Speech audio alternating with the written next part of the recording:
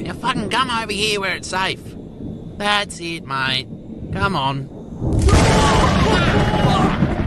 I knew that was gonna happen. Clarence, mate, you alright? Oh, yeah, that was a good one. Fuck, get out of there. Fucking hell. Poor cunt. Oh, yeah, Clarence, mate, yeah, she'll be alright now. Yeah, mate. Jesus. Just hold on.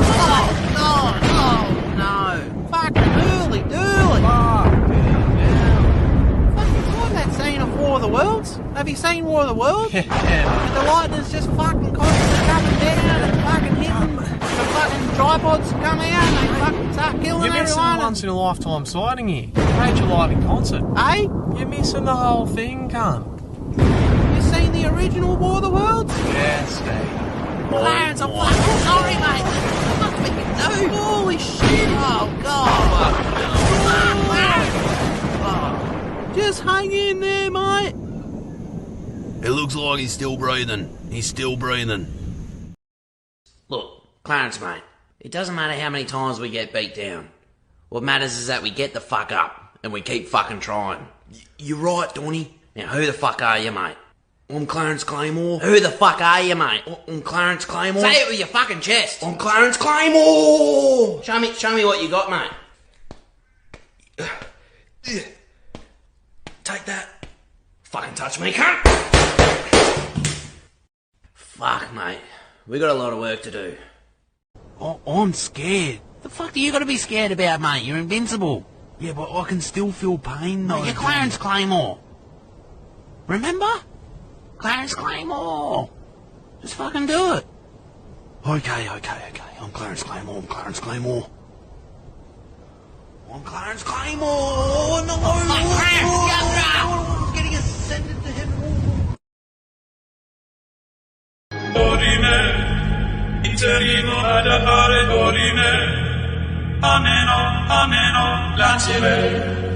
lacile, oh, dorime, interino ad appare dorime, ameno, lacile, oh, dorime. For a dime piece that could cook me an omelet, blow my balls, press my pants, and then tell me to have a good day on the way to work. You know what I mean? Not a stripper that is a little tired herself. As long as you come home with every dollar you made and put it right there on the counter, we can work something out. But I'm not. You're not going to go renegade. You ain't going to go sell pussy strip and not give me the money and expect me to fuck you and eat your pussy. That shit is sweatier than a horse's ass after a horse race. Somebody said, how you been? Skinny. What you been up to? Getting skinny. How you feeling? Skinny? What you think what you doing tomorrow? Get it skinny? Like, everything is gonna end with, get it skinny! I mean, you see it! I don't know why you think you can answer that question. I'm not gonna say, oh, skinny. Like, what? Yeah. What you eating today? Sorry, something skinny?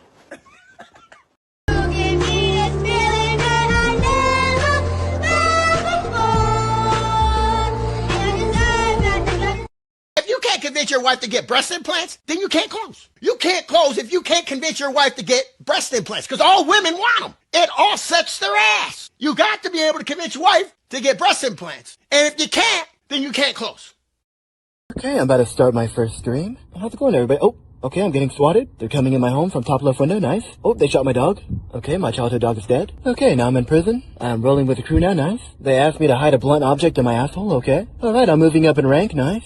Just did my first hit. Okay, I'm in a prison riot. Nice. Okay, I've acquired a high level of respect from the OGs. Okay, they released me after years of solitary confinement. Oh, I'm getting a phone call from the inside. Okay, the shot caller just threatened to kill my family. Nice. I'm purposely going back into prison. I'm back in prison. I took out the boss. Nice. Okay, I am now the boss. This is my life now. GG's. I ain't playing with you, bitch. This ain't no fucking game, ho. Southside players, we in the pitch for real.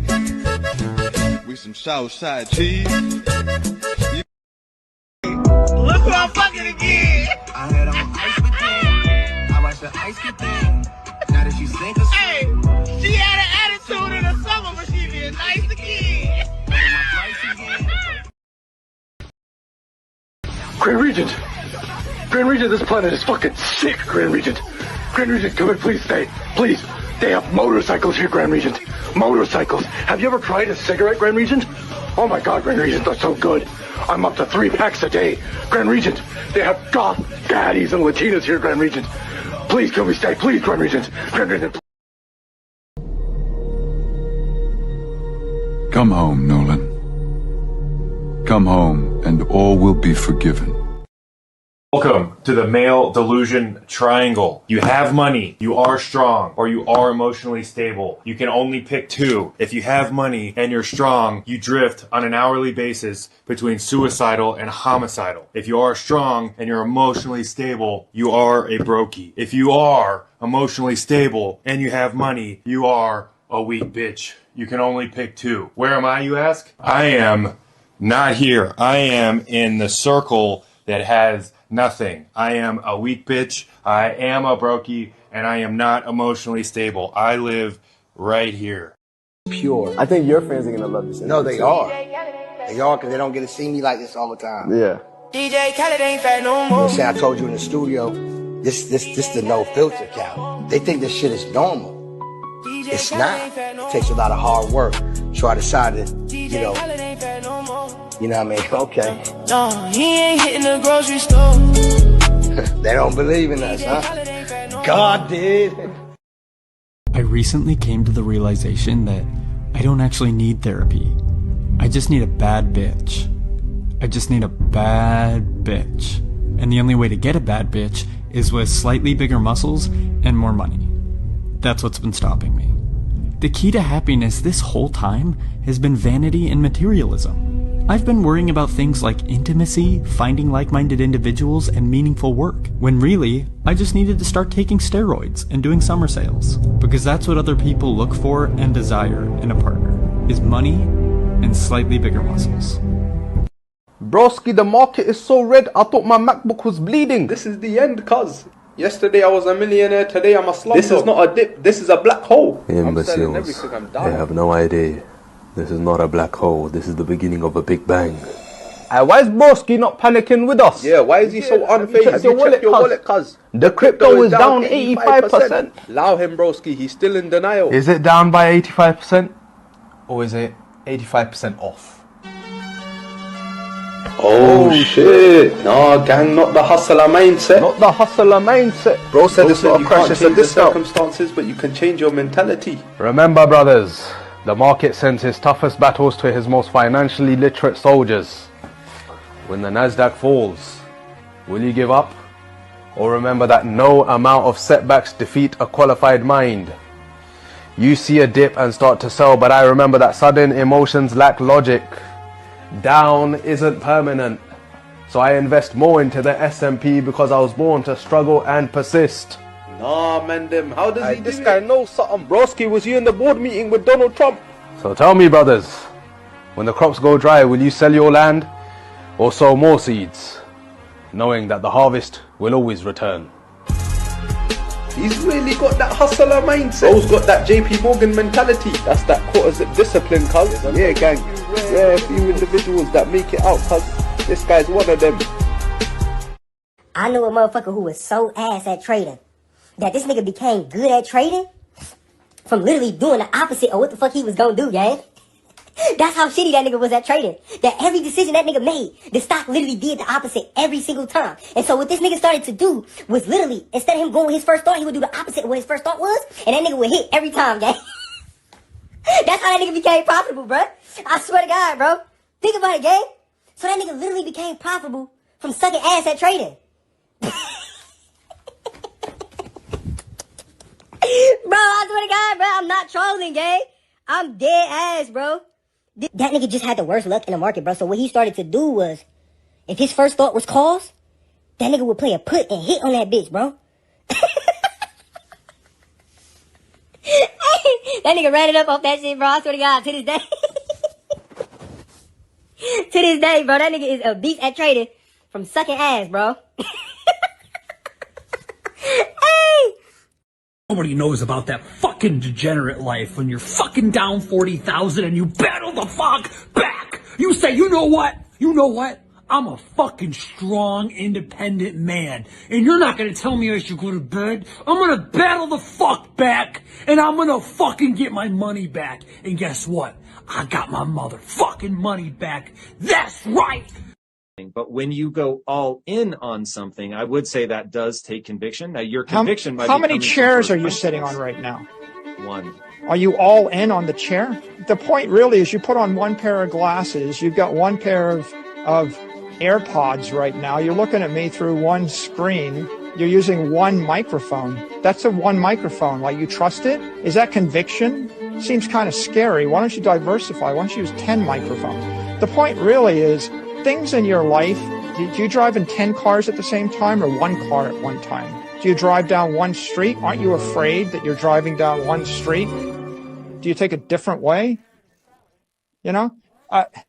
So my point really is, if you're you get on one airplane, are you convicted? You put your entire family on the one airplane, aren't you afraid? There is no second best. There's no second best crypto asset. There's no second best, okay? Asset. Well, Bitcoin is the best crypto asset. Okay, what's the second best? There is no second best. There's no second best crypto asset. There's a crypto asset. It's called Bitcoin, right? Right? There's no second best. Okay. But take all your money, buy Bitcoin. Then take all your time, figure out how to borrow more money to buy more Bitcoin. Then take all your time and figure out what you can sell to buy Bitcoin. And if you absolutely love the thing that you don't want to sell it, go mortgage your house and buy Bitcoin with it. And if you've got a business that you love because your family works for the business, it's in your family for 37 years, and you can't bear to sell it, mortgage it, finance it, and convert the proceeds into the hardest money on earth.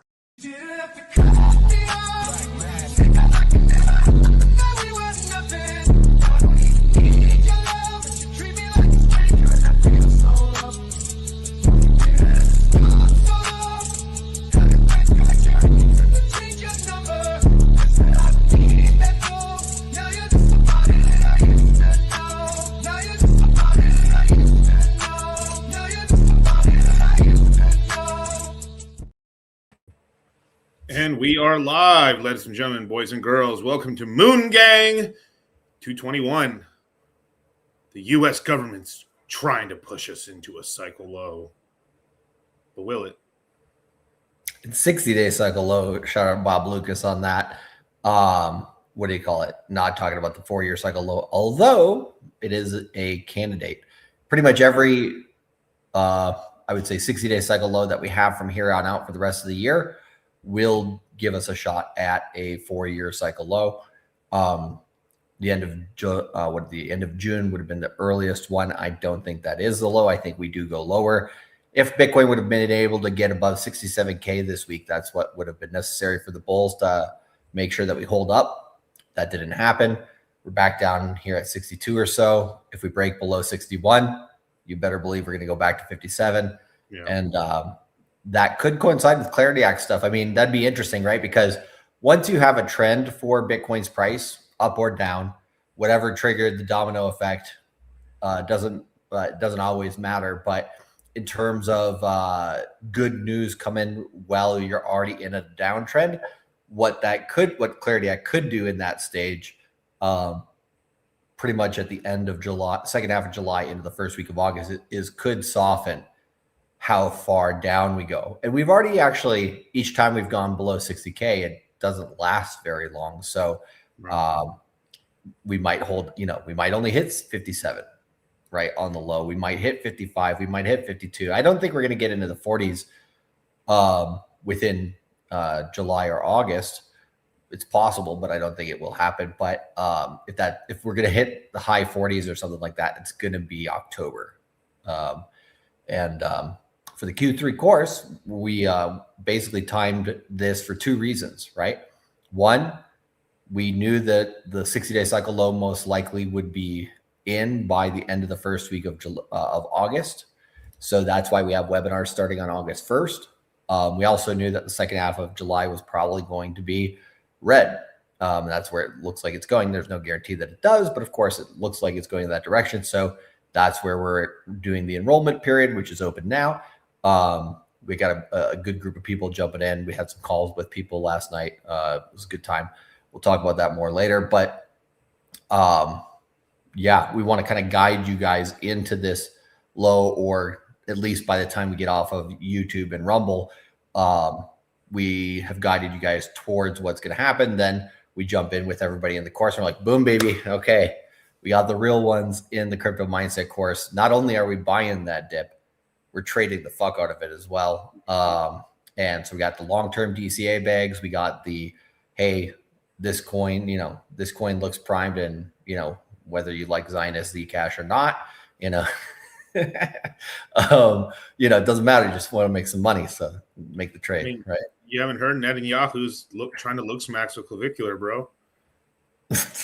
That's not even a lie. Oh my. That's Netanyahu. Wait, hold up. I gotta pay taxes. Hold up, one second. I love Benjamin Netanyahu. All the hate being spread about my beautiful king is being led by uninformed goyim. Dear Netanyahu, I hope you know that I love you. Beautiful.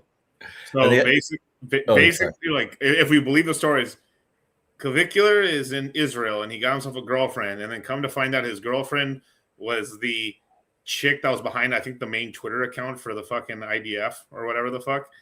And then she got like demoted to like a cook or whatever for letting him know propaganda queen, and now not anymore. Bro, if you just now you know who's paying the money. He's like that one. Come on, it's Clava plant now. I mean, it sounds like it. It's undeniable, bro. You're fucking in Israel.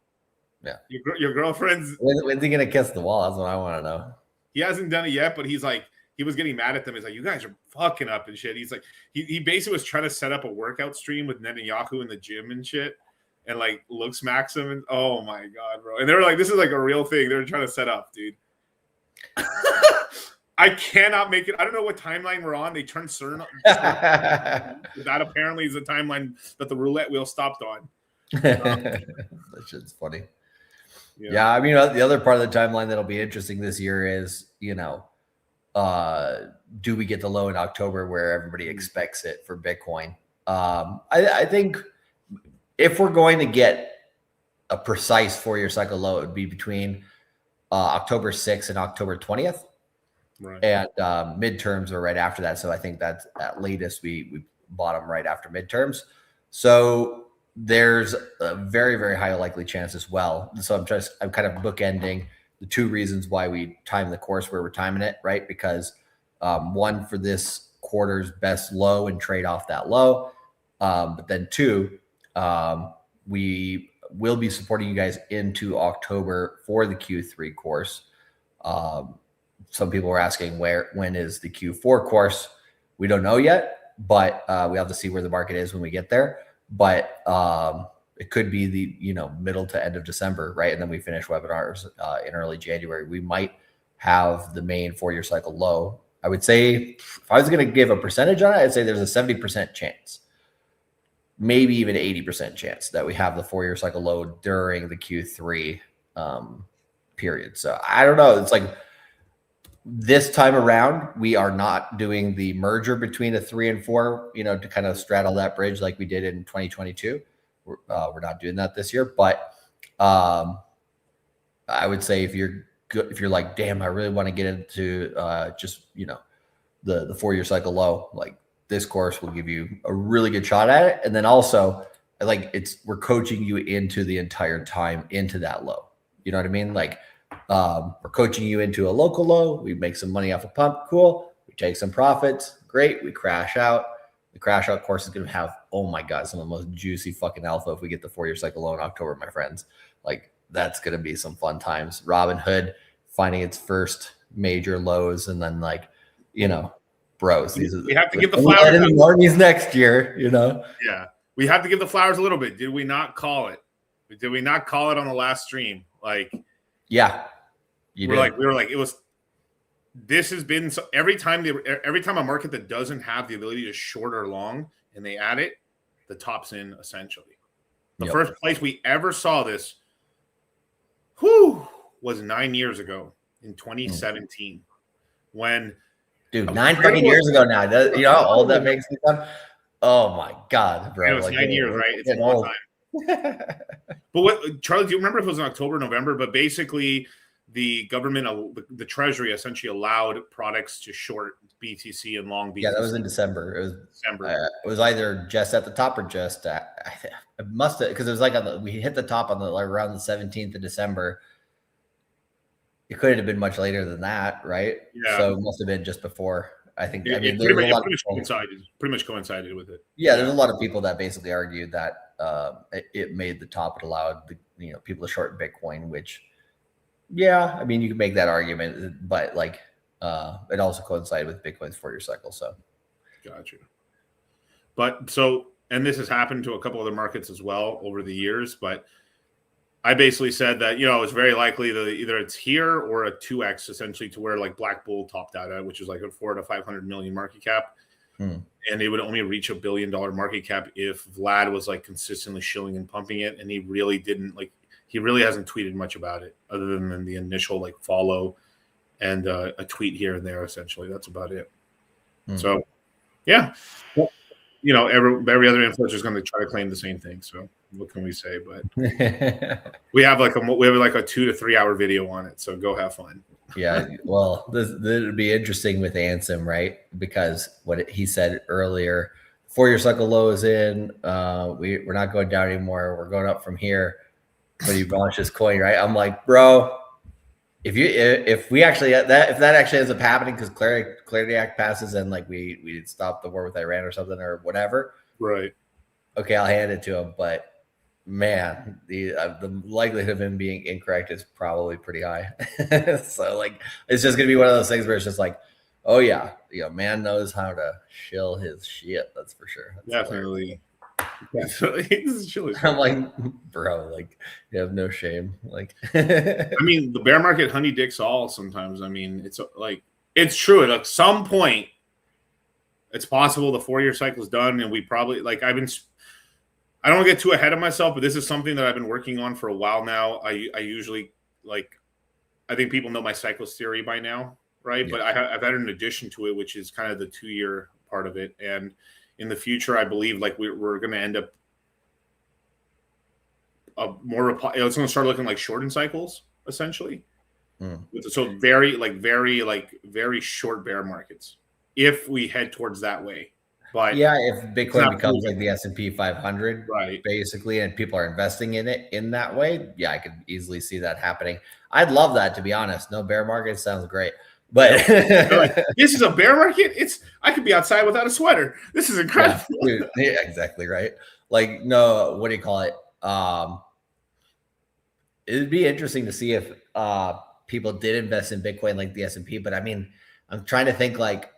when that's like a level of adoption, I think that happens. I mean, it can happen fast with Wall Street. Like that's the one thing that's going to be really interesting about this cycle.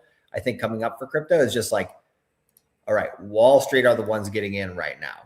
Yeah. Some people in Wall Street are getting out, but that's more like the trader types and the what do you call it? People who don't really understand the thesis and stuff like that, and just trying to make a trade and make some money. But I think like there's a chance that, I mean, Kevin O'Leary's right, and we get like trillions and trillions and trillions of dollars coming in this cycle, and just crypto's never the same ever again. Like that's absolutely possible. Yeah. I'm wondering like, what's the threshold of money we have to get past? Is it like $10 trillion total crypto market cap we have to get past to like be like, okay, now their interests are bigger than the crypto natives in terms of on the macro side of it? Because they jumped in and we were what? I'm trying to remember here. We were basically at $1.5 trillion market cap when they were officially allowed in, right? Which was like 2024, right? Something because like Bitcoin was $40,000, which is $800 billion market cap.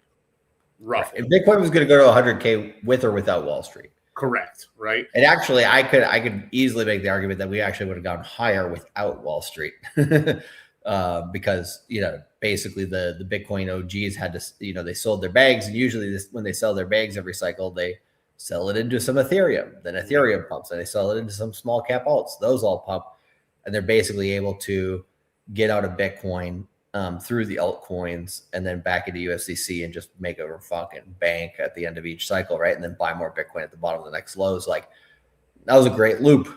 But this cycle, Wall Street retarded that and said, hey, we'll buy your bags OTC. It won't affect price. Well, it also won't affect price in a good way either, right? Won't get the over speculation portion of the market going. So it's like, yeah, they already have that pretty strong impact, obviously. But yeah, Elizabeth Warren was crying about the Clarity Act again, though. When isn't Pocahontas crying about lost land? I mean, right. But yeah, we had like a bunch of kind of strange deaths happen over like the weekend. We actually had what was the guy from Jurassic Park? He was like the main doctor from Jurassic, like the main. The John Hammond. No, not John. Character's name was John Hammond. No, John Hammond was the actual like. The white hair guy. No, I'm talking about the main guy. The main guy who was like. The archaeologist. The dinosaur. The archaeologist. I don't remember what his name was actually. Yeah, he just died right now. I think he was like 72 or something. I was like, what? Yeah, he just randomly died, and then we had is his name really Lindsey Graham or what's his name? Yeah, that's a girl's name. Yeah, he's from the South. Deep South. He's from South Carolina, I think. Yeah, and like now the media is like strangely shitting on him for like, dude was gay, and then okay, all right, I can sort of see people saying that, and then the next one was like, it's crazy. Like the guy's getting paid $142,000 a year, and he's maybe worth 1.1 or 1.4 million dollars. Yeah. They cry if they made a lot of money, and they cry if they didn't make a lot of money. It's like they can't have it both ways, right? Yeah, like you're like, so he didn't like insider trade, or he pissed everyone off that he was like, you're not in the inside trade group anymore.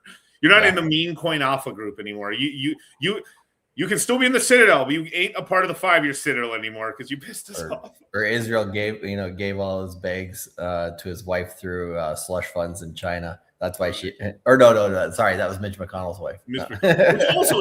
Which he also died, apparently. He looked like he was close to it, so like that's less of a surprise, right? But Lindsey Graham's like, as soon as he comes back from Russia, right? But she like, that's crazy. Your husband's about to die, or has already died, and you're like, it's time to go visit China. Well, and she's Chinese, right? But still, even more suspicious. More suspicious. I mean, like we should go investigate that. That's very, very strange. Only thing I'm really hoping for from all real world assets is that we can actually have a Nancy Pelosi and Paul Pelosi wallet. That's what I'm really looking forward to in this next new world of finance here. An inside trader. Because doesn't she have to publicly disclose her trades and stuff like that? So if she starts trading crypto through DeFi and not the banks or Paul Pelosi does on her behalf, then literally people will be able to eventually tie those together to certain wallets. So they'll have to like change their, we'll have to, what do you call it?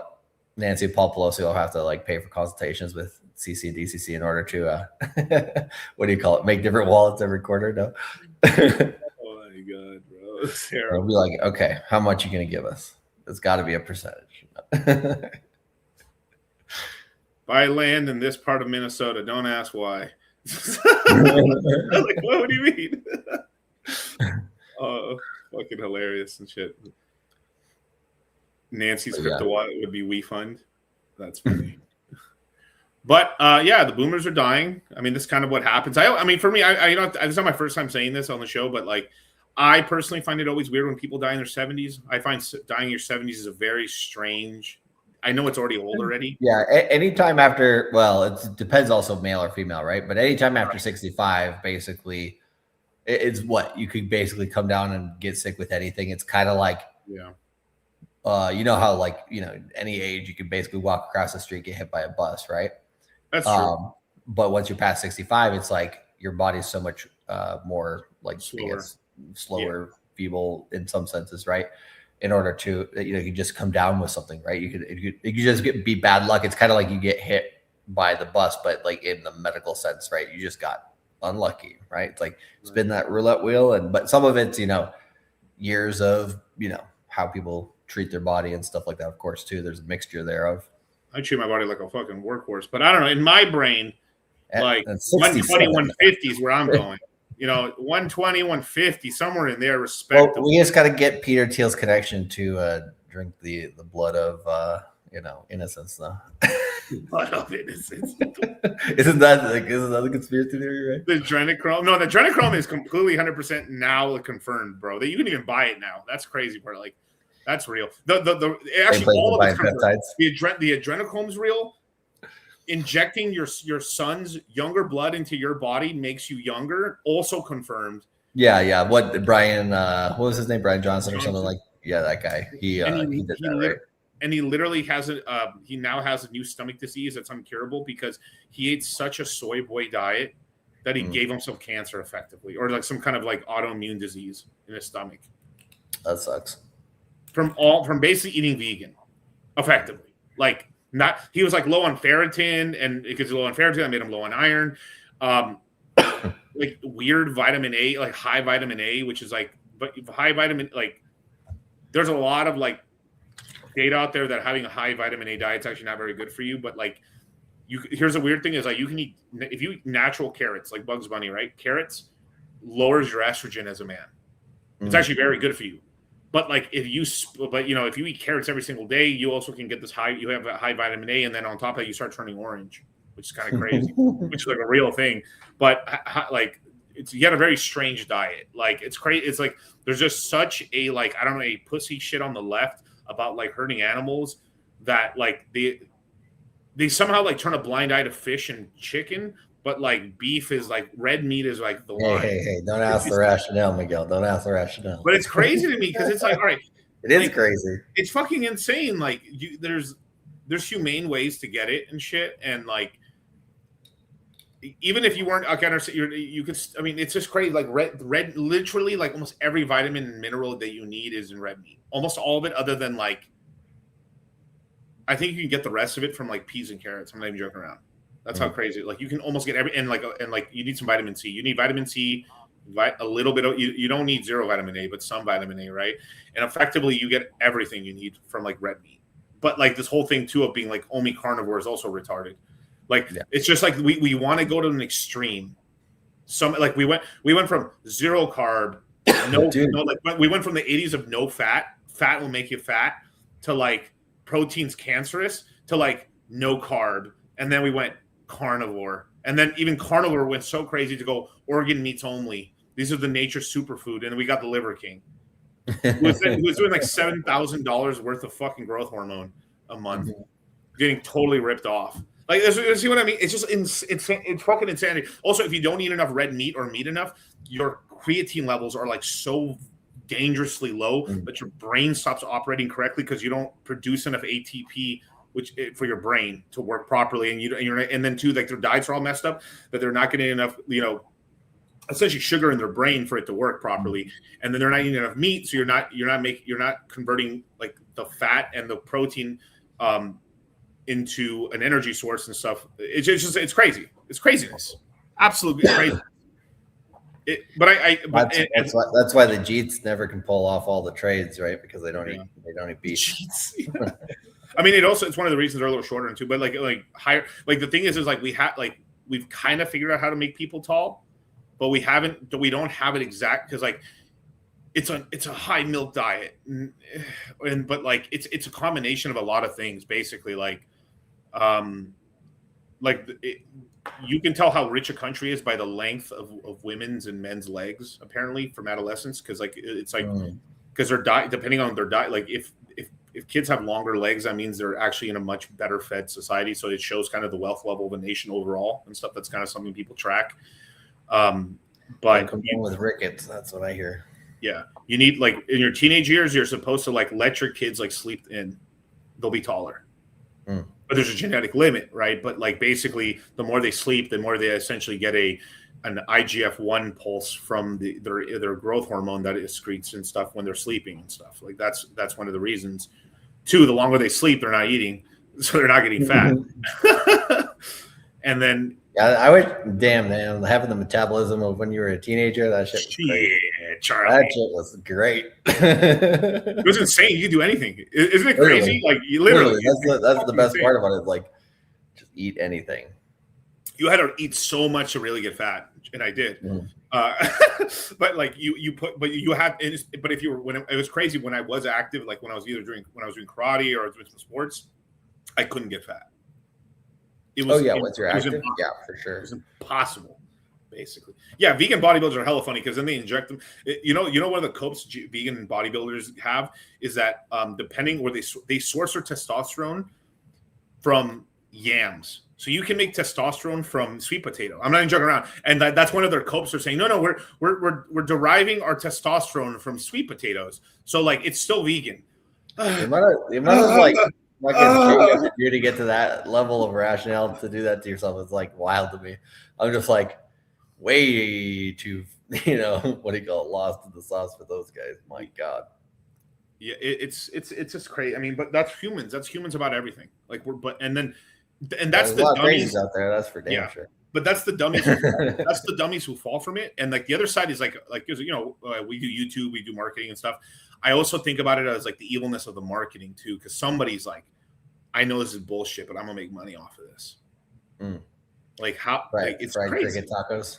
Yeah, cricket tacos, which I have tried. Oh, it's actually a thing. Yeah, dehydrated like it's from Oaxaca, which is Mexico City and stuff like that. Yeah, they're actually not bad. The thing is that it's really hard to find just the dried grasshoppers. They end up putting a bunch of chili and lime on them and stuff. So like you can't really eat that much before like you start having fucking like stomach pain issues from like stomach acid. But they're like super high in protein. They're pretty good, but it's just like these motherfuckers bathe them in chili and lime juice. And they're crystallized chili and lime juice. I kind of don't blame them. Yeah, it's crazy. It doesn't taste terrible. Like I've had it and shit, but like you can't eat a pound of it. You'll die. Yeah, you'll die from fucking like. Bugs and you like it. But it's not terrible. But it's not something that I'd be like. But it's like, they don't taste disgusting. You're just like, I mean, you're kind of weird. You're like, what the fuck am I eating? But like, you're like, it's not bad, And you'll own nothing, and you'll be happy. That's right. It's like escargot, right? It's actually not that bad, but like, what is it? Basically, like tons of garlic and olive oil. I refuse. That's the one I like. It pretty much tastes like what do you call it? Calamari, but what do you call it? Just drenched in olive oil and garlic. So it doesn't really have a taste. Yeah. Maybe in France, I'll do French, possibly. Yeah, there they probably are fucking dirty, and they're probably like, what do you call it?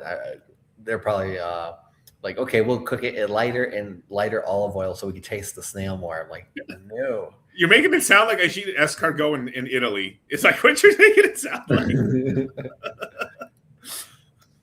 Like, we just cut this outside of the Eiffel Tower where all the peasants walk on the dirt roads.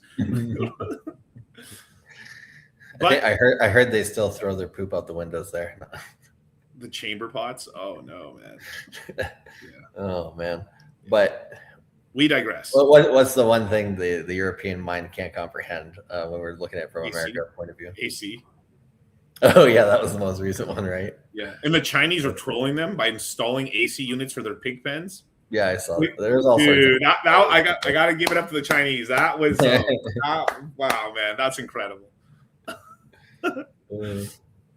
Yeah, but we digress. We digress. But so, yeah, I think somebody, if you scroll up a little bit there, who was it?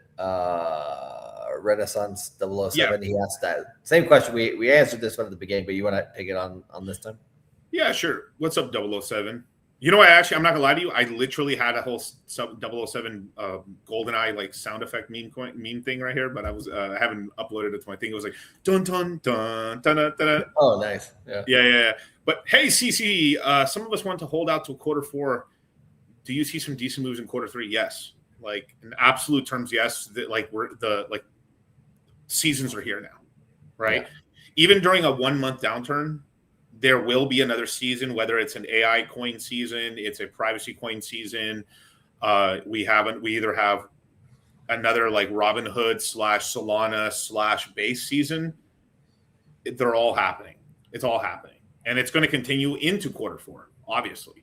But the low, like if we look at like the thing is we can't promise we're going to do quarter 4 exactly where we're going to promise it, because it depends on what's happening in the cycle and stuff, because we don't have like a strict like January 1st, April 1st, like that timeline.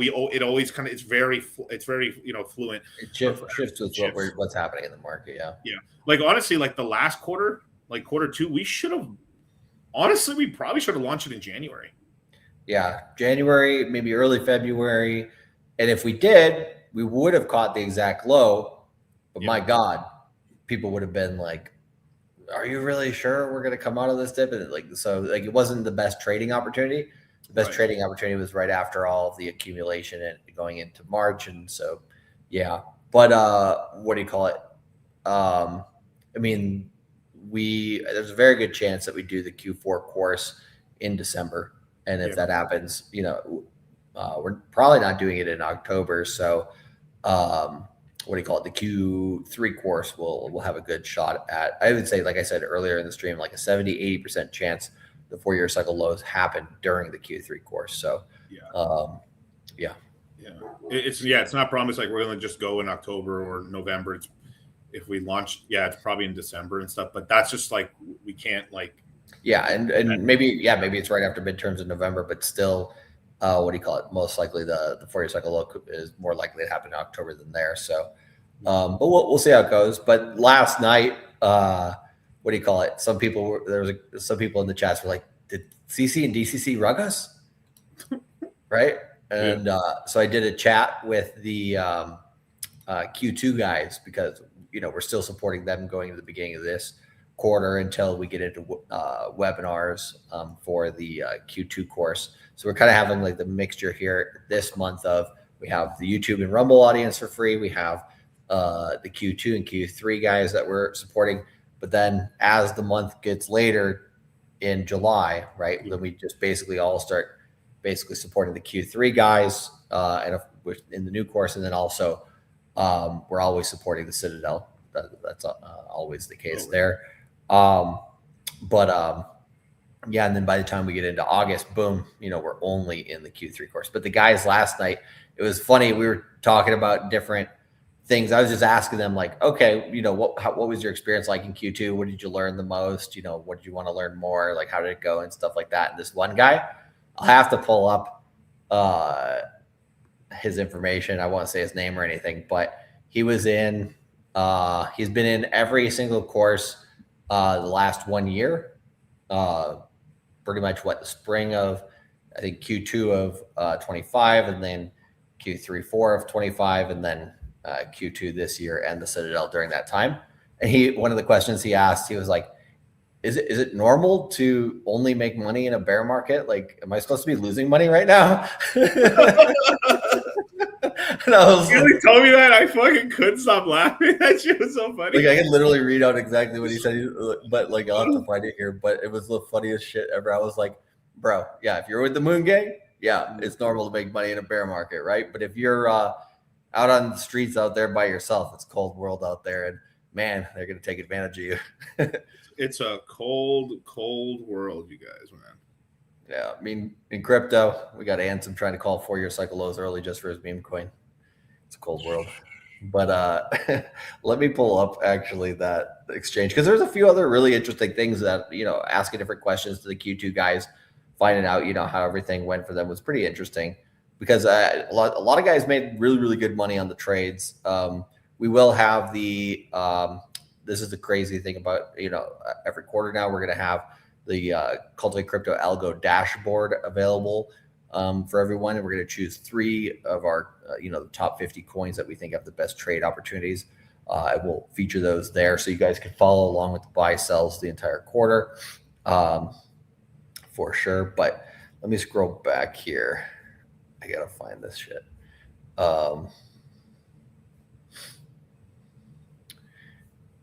But there's so many, like, whenever you get into one of these things, right, there's so many things that people write down. Damn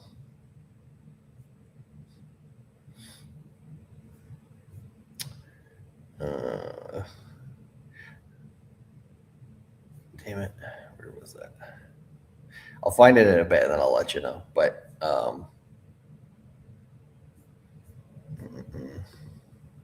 yeah, we can go. But we're live, fellas. We are live, ladies and gentlemen. Let's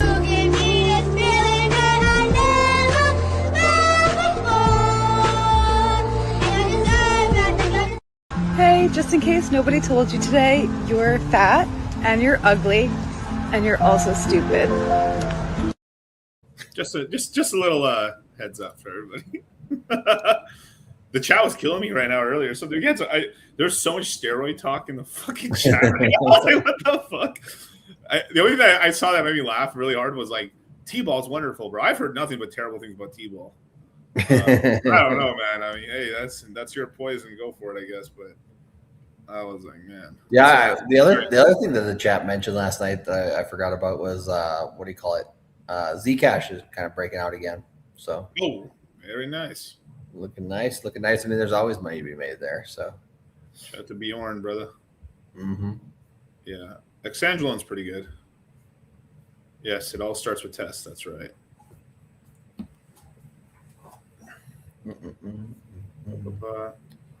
But just to answer your question earlier and stuff, that's a pretty good like shoulder press weight, especially if you lost a lot of weight and stuff. But I can totally understand why you're sitting down. If your back's fucked, your back's fucked. I trust me when I know I'm one of those guys. I know exactly what that means. So, yeah.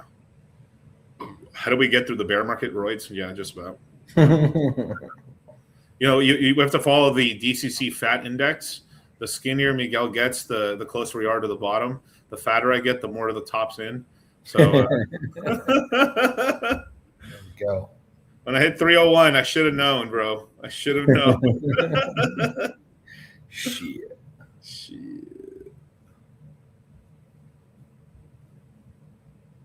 But yeah. What do you call it? I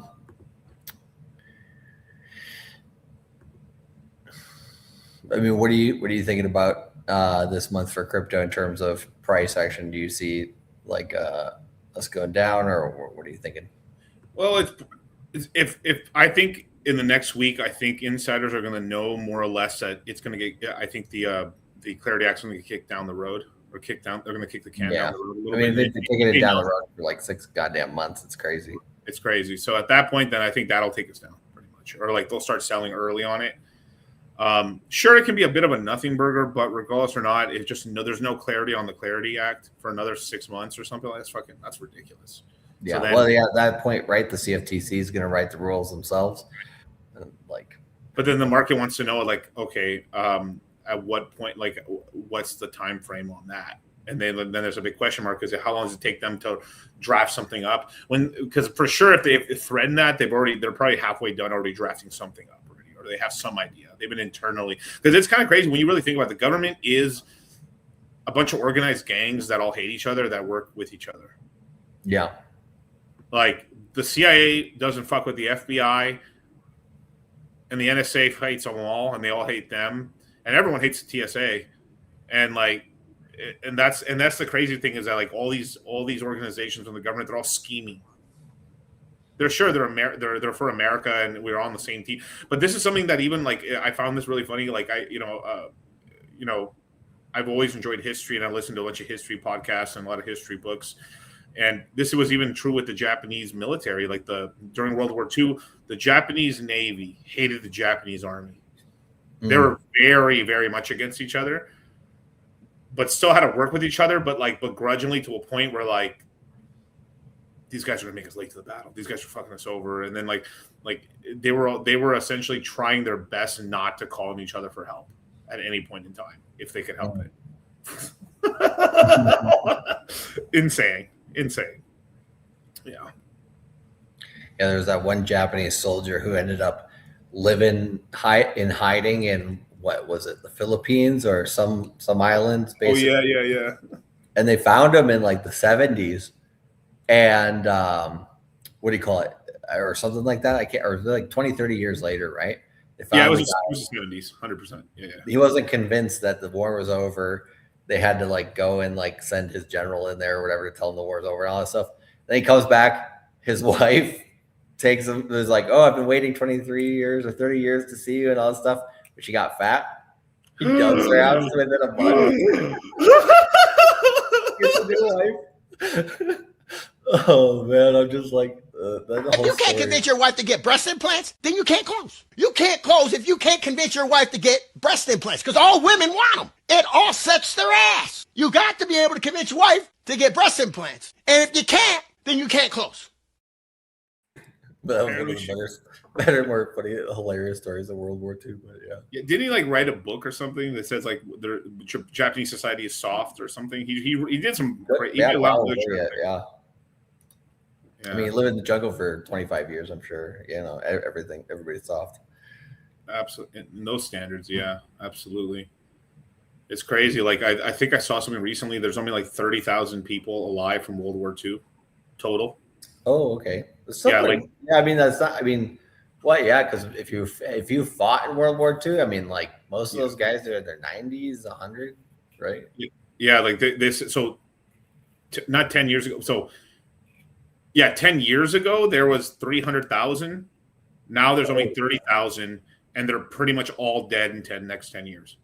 There might be, if we're lucky. There'll be one guy. There's going to be one guy. One motherfucker, yeah. One motherfucker. He's like, I somehow lived the longest out of all. Like, it's like what do you call it? That's like you should get like some sort of Olympic or presidential medal for that shit. Yeah. I mean, they're going to, if the guy's still cognizant, like the funniest ones are those guys who were like, they were coal workers and they got drafted or they volunteered for the war. And he's like, well, it wasn't right what we did, but I did it anyway. And he's like, he said, please don't shoot me. I just shot him because I didn't want to get left behind by the guys. There's all kinds of stories like that. It's kind of crazy. Yeah.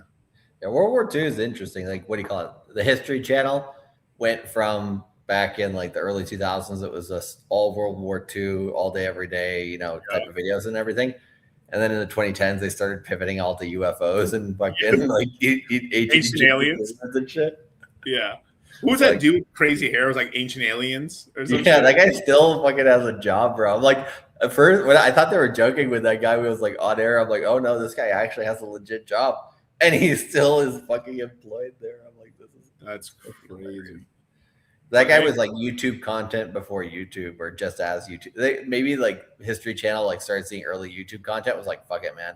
We're getting no views here on TV. Let's just go crazy. I mean, it was kind of a Rob Dyrdek sort of thing where like, if we don't promote this guy and get some shows, we'll end up having one show become a monopoly and then eventually close it. Because like that's what Rob Dyrdek did, is like he got really popular from like Robin Big, and then he made like the Fantasy Factory, and then he made like Ridiculousness, and basically all of MTV was like 95% ridiculousness. Yeah. Actively reruns until it went to 0. what is it? The chicken and the egg scenario? Which one's the cause of which? Pretty terrible, man. But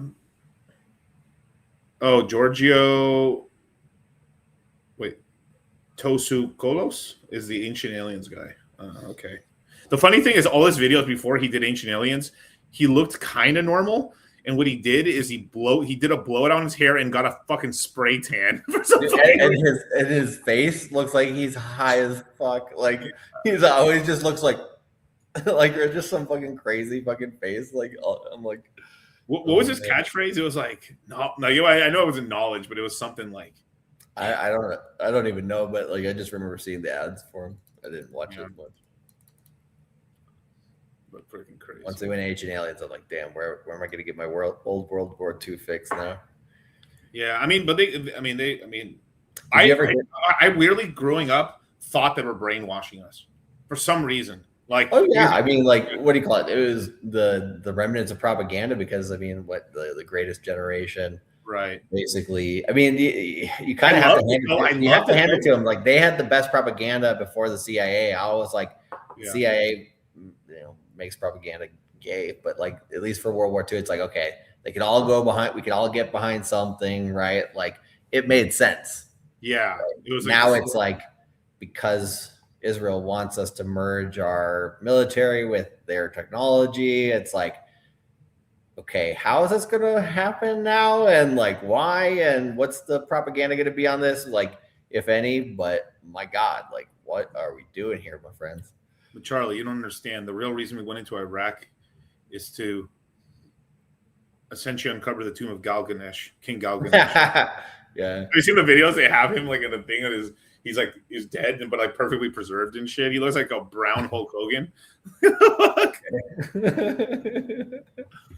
And it's always that. And then they have pictures of all the gold they found in it, which is real. They did find a fuck ton of gold. Like they filled up an entire like trash bins worth of like gold, tons and gold from Iraq and stuff like that. Saddam Hussein. Oh yeah, Saddam definitely liked his gold. No, definitely. That was one that was pretty much a mistake, basically, because it's like, it's the power vacuum it created and ended up just being pretty bad. But he killed my daddy. Can't let him get, or he tried to kill my daddy. I can't let him get away with it. Right? The young Bush, right? Like, what was that Chappelle skit right back in the day? Like the reason why we went into Iraq. Like he tried to kill my daddy. Oh my, bro! Like the Chappelle skits from back in the early 2000s, man. Like we're fucking old. Oh, dude, they definitely were, man. And there were supposed to be more of them and stuff, but they never ended up getting made. Fuck, I would have loved it if there was one more season, like a third season. Fuck, it would have been funny, man. Because something Prince regrets. Like they've asked him, he's like, well, they told me the whole layout of the skit, and I thought they were just going to make fun of me. So when they asked me to appear, I didn't appear.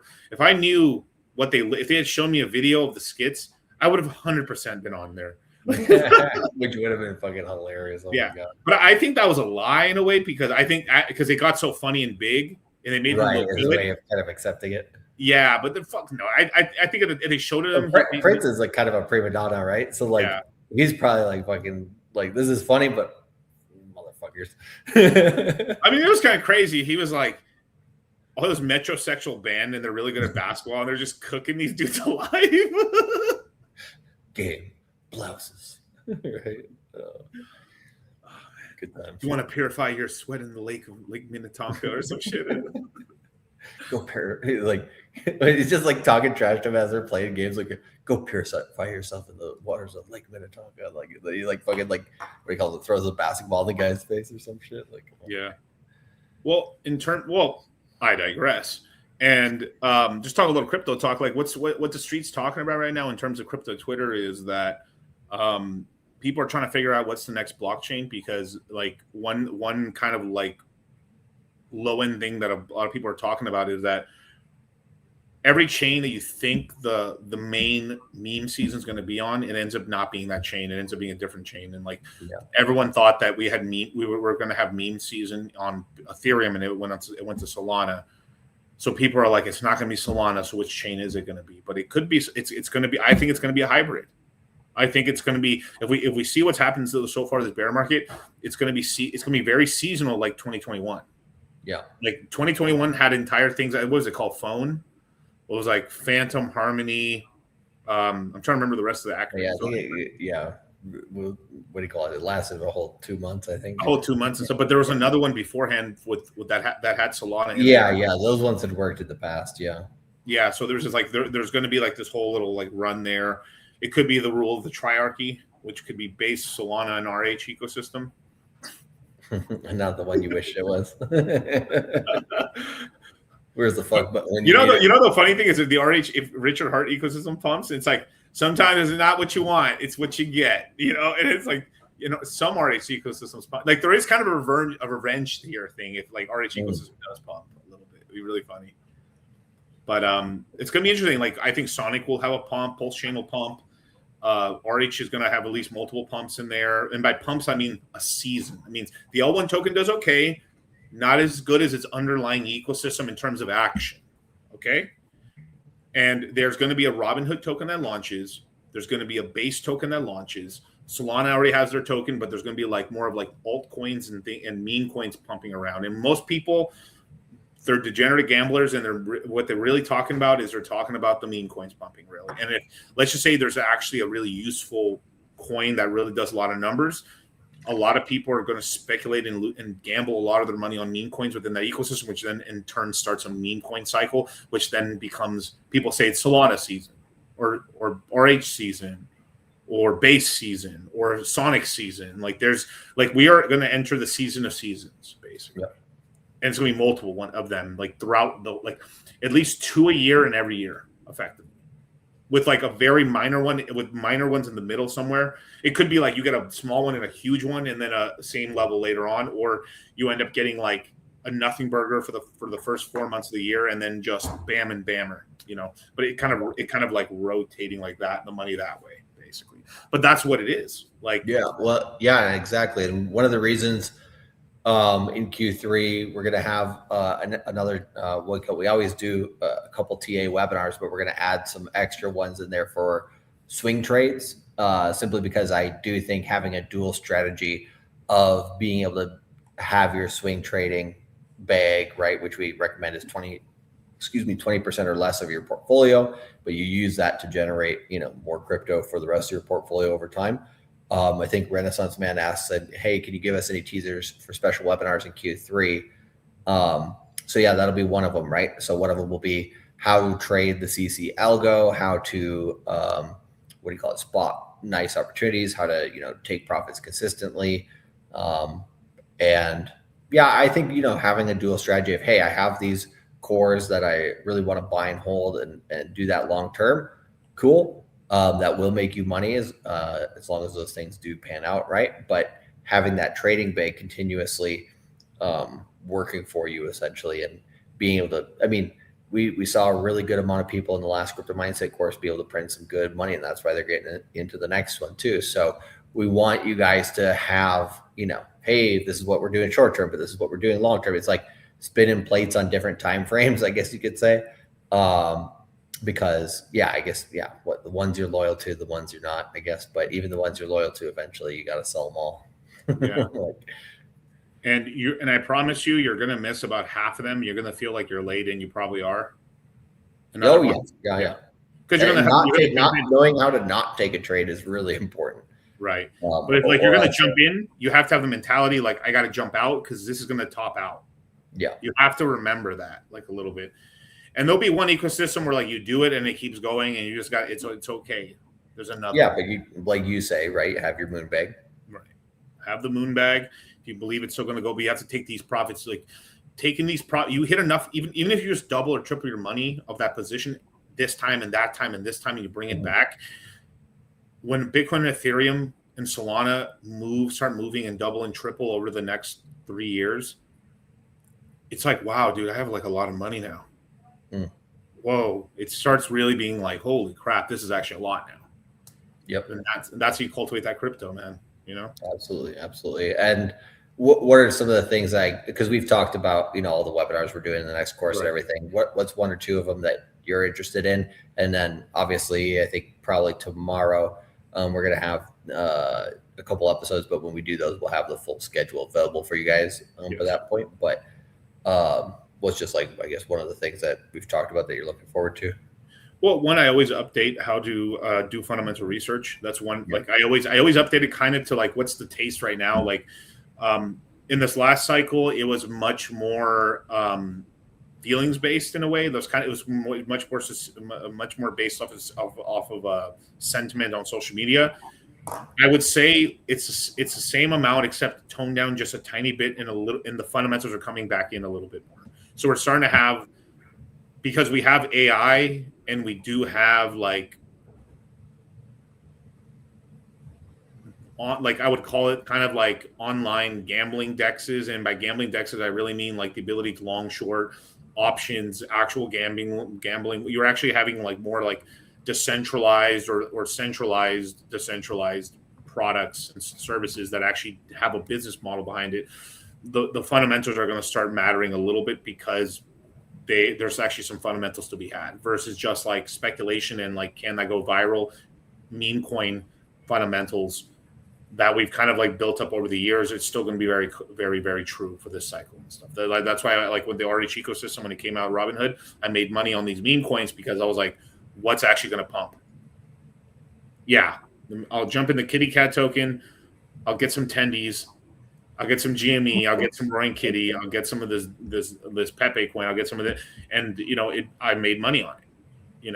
But I had to cut profits early and stuff, because I was like, we're in a bear market. we're in a bear market, and that's one thing people are like, no, this time's different, but it's not.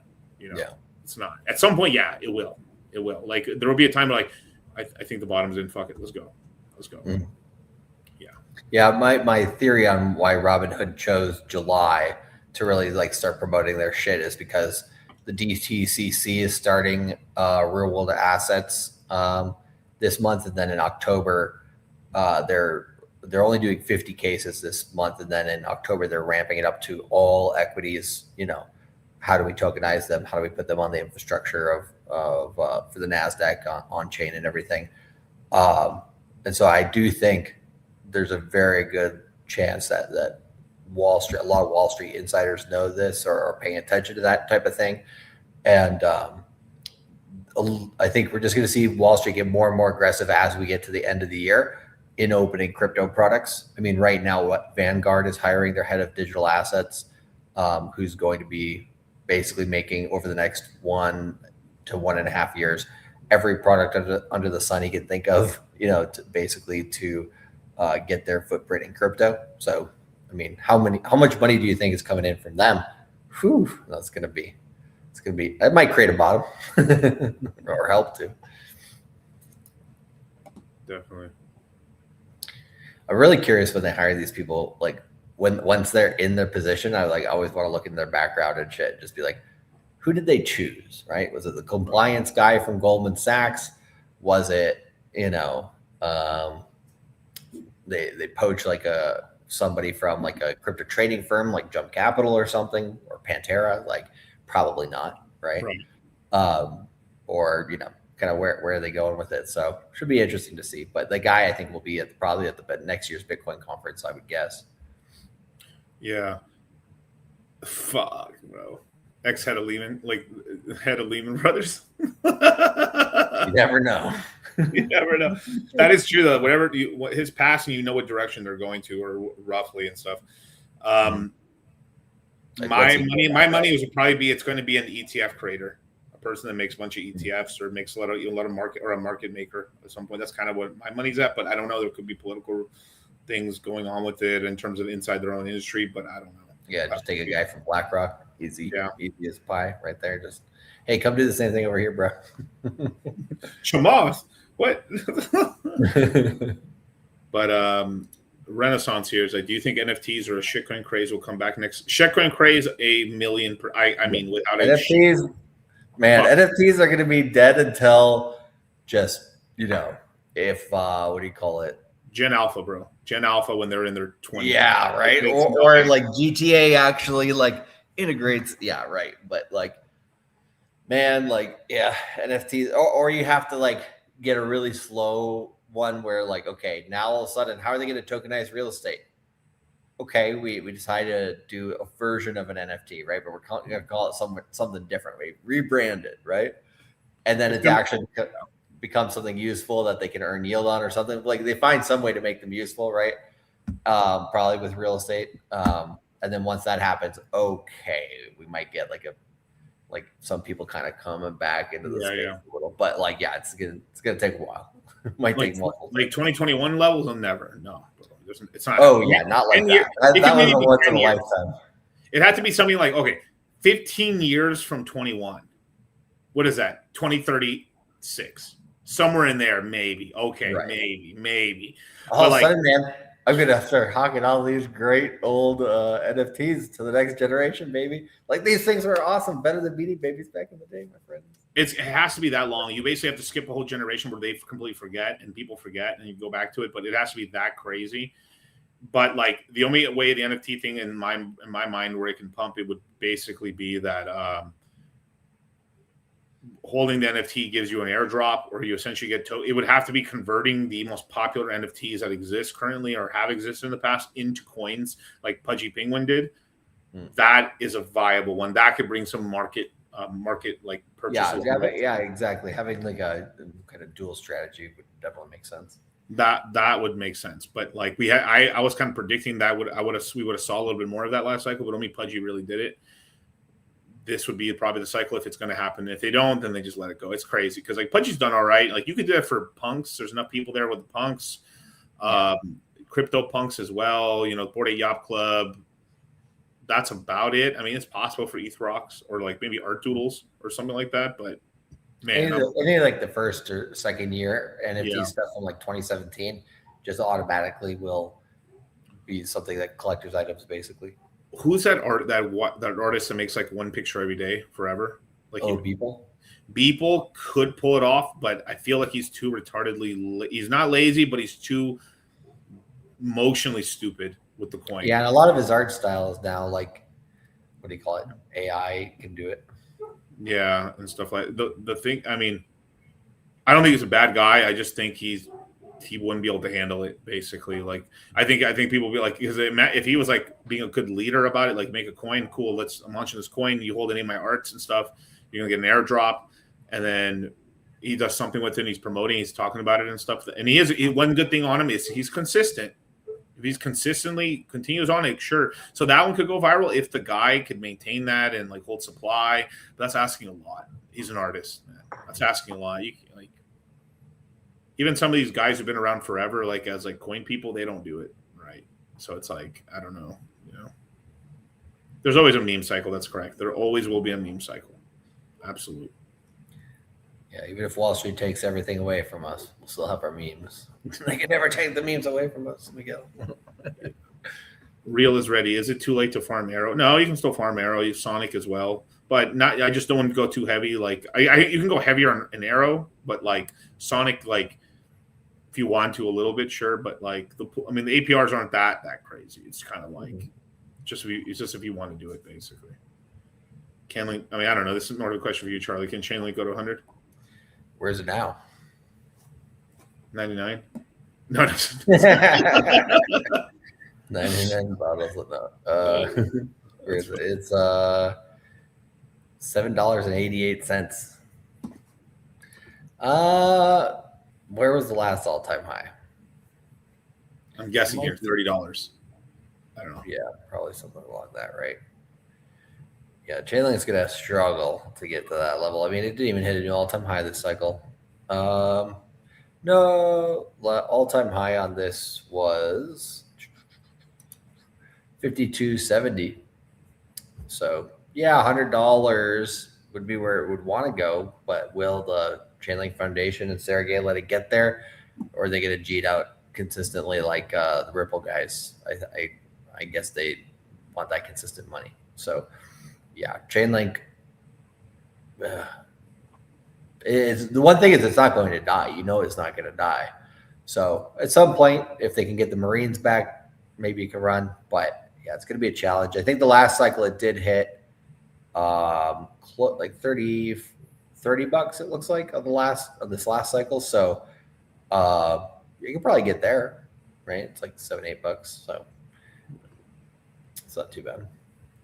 I don't comment on Chainlink. Well, somebody had asked earlier about VVV, and it's at 1050 right now. I think it was Arsenio 369 said, "How is VVV looking?" VVV is looking like getting close to a buy. It's just not there yet. It's not creating any sort of low yet, so it's still dropping. It's at 1050 though. So at 15-16 bucks, I said it's going to come down towards 1050 in July, and that's where we're at. Me and Miguel were talking about it the other day. We're saying, hey, it could come down anywhere between like 850 to 10 bucks. That if it goes lower than that, if it holds like 950, that'd be like it like starts accumulating in that area. That would be perfect. But yeah, under $10 is a steal. Yeah. Also, one of the reasons why like the whole sector's down is Tau is having some problems right now.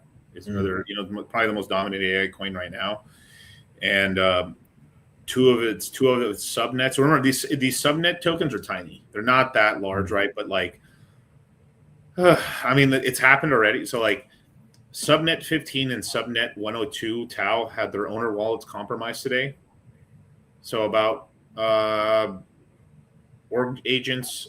The founder had his tokens compromised, so he lost about $285,000 of tokens so far, and Cognito AI about 2,500 Tau was compromised from his wallet, basically. So like they got their wallets compromised, which is insane.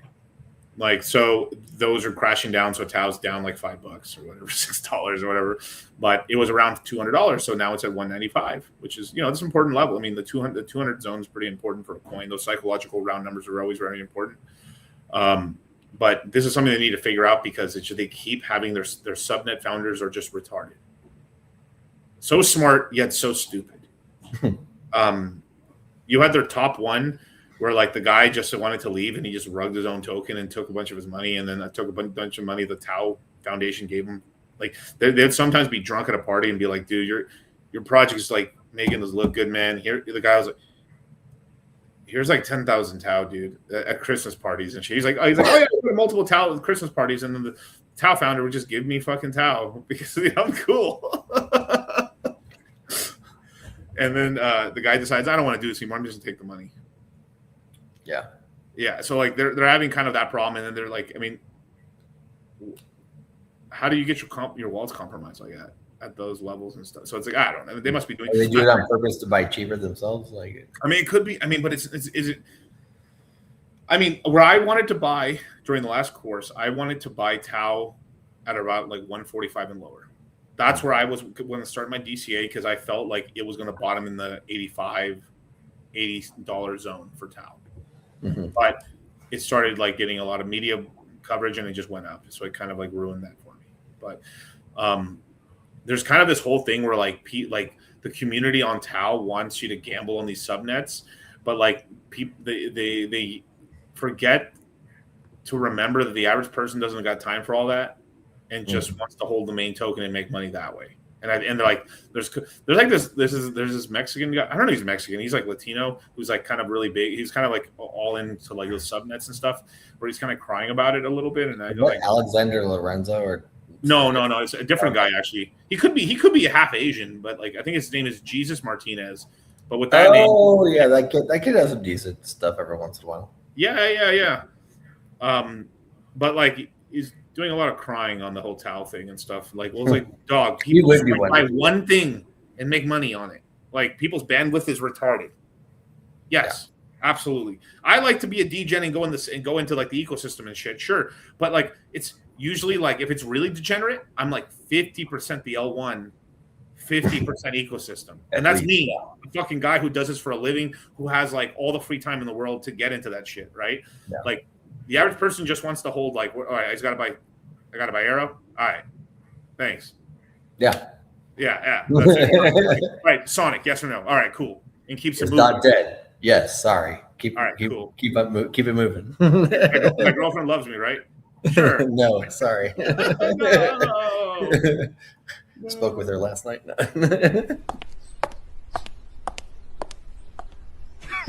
Women.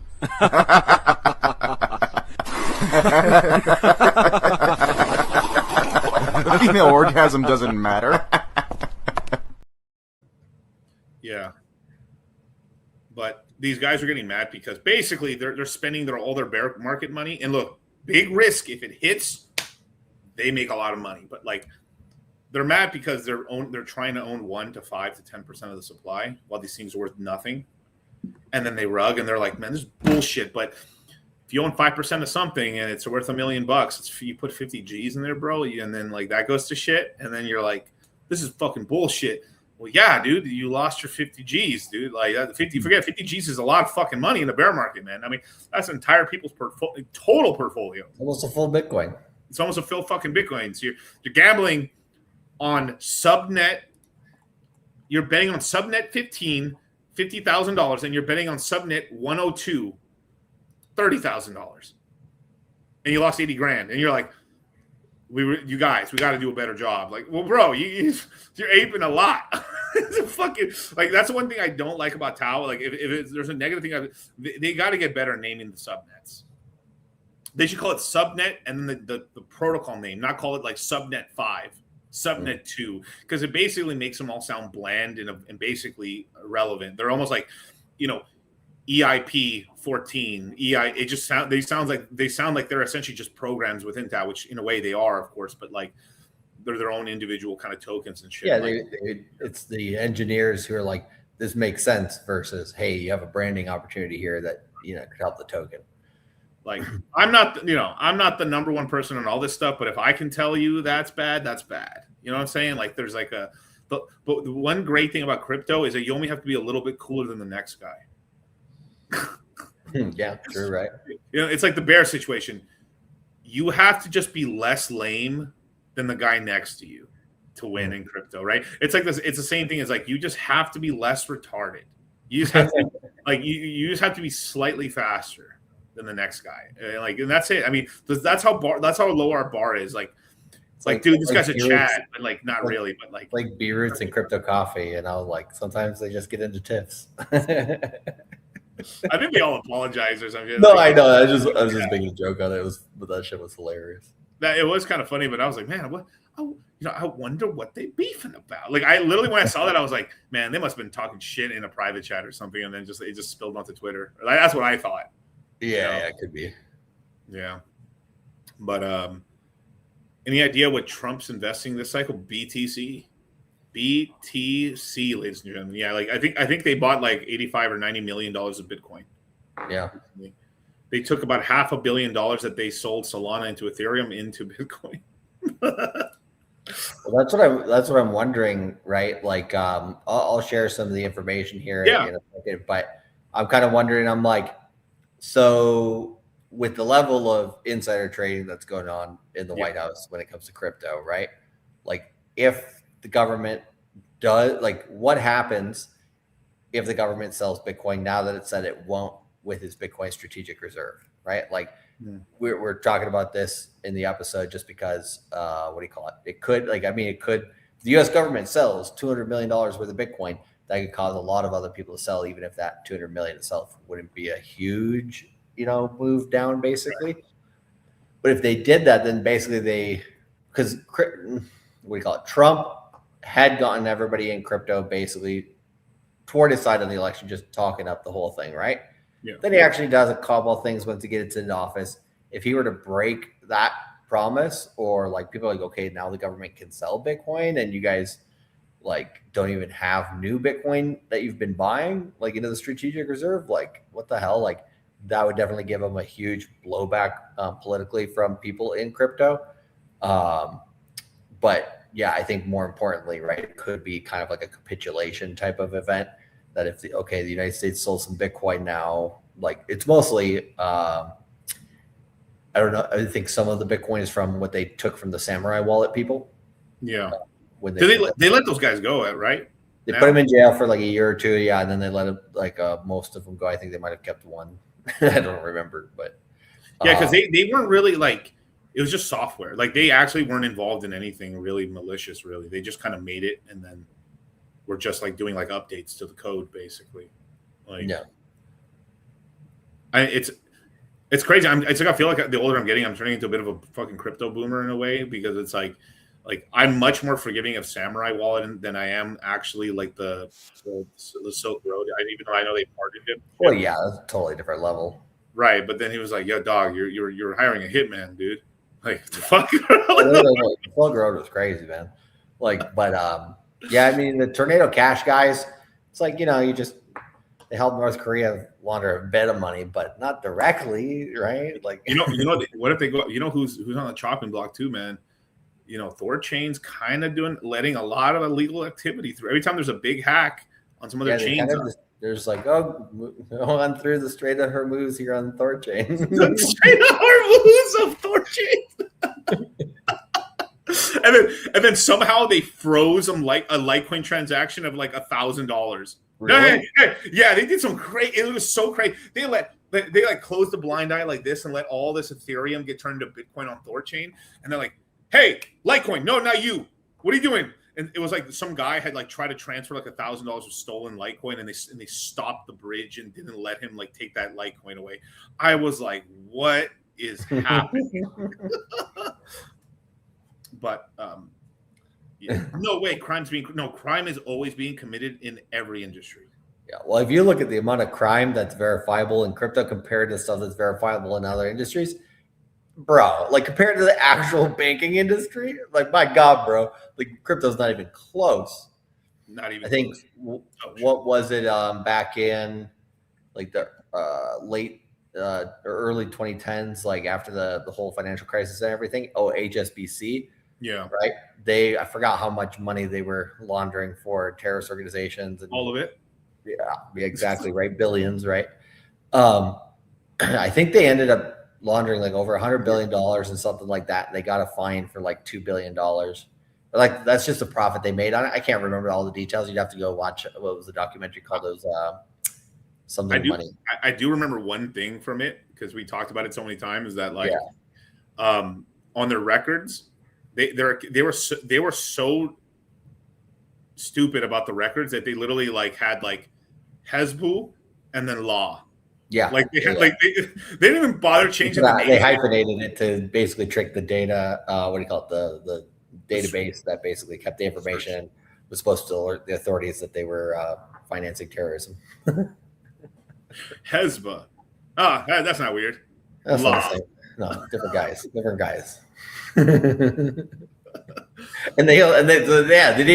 Nobody got thrown in jail. First off, right? Second off, they only ended up paying the U.S. government like a couple $1 billion after making 50 to 100 in profit. Remember that giant oil tanker that Chase Manhattan bought that was full of cocaine? JP Morgan. They brought it from the Horn of Africa to Boston. Stopped in Boston. The authorities were like, "Oh yeah, that ship is full of fucking cocaine." Anyways, move along. Go back to Africa. Don't bring it back here again. But like the cops went on it and everything, and nothing was seized, Miguel. This is medical grade cocaine we use to make morphine and everything else, and then the rest we were going to sell it to Coca-Cola. Well, Charlie, it wasn't seized; it was sold. For a dime piece that could cook me an omelet, blow my balls, press my pants, and then tell me to have a good day on the way to work. You know what I mean? Not a stripper that is a little tired herself. As long as you come home with every dollar you made and put it right there on the counter, we can work something out. But you're not going to go renegade. You ain't going to go sell pussy strip and not give me the money and expect me to fuck you and eat your pussy. That shit is sweatier than a horse's ass after a horse race. That's cocaine if it was a person. Yeah, for sure. But like, what do you call it? The authority, like, man, they might have just dirty shit. But like, JP Morgan, I mean, they owned it, right? Yeah. I mean, to be honest, it could have just been for all the traders on Wall Street. Like, I mean, honestly though, or at least a good portion of it, right? I mean, that sounds about right, bro. I mean, man, they were making chicken in the 80s, bro. That Coke was pure, man. That was uncut. Yeah, dude. Oh man, I had some bad news from like, man, don't do drugs, you got, bro. Especially right now, how they're like lacing shit with fentanyl and stuff and everything like that, man. Yeah, that's bad news. I had a buddy of mine tell me that his like, so I'm not gonna tell you the name of this podcast, but there was a podcast I was a part of even before crypto. Yes, the DCC, the dad lore keeps expanding. And the guy we did the show with and stuff, apparently, like he broke up with his wife. You know, they left each other, and I had not seen this guy in maybe like 7 or 6 years. Apparently, he overdosed a couple weeks ago, and from a bad batch and stuff. So I'm like, wow, I had no idea he was doing drugs.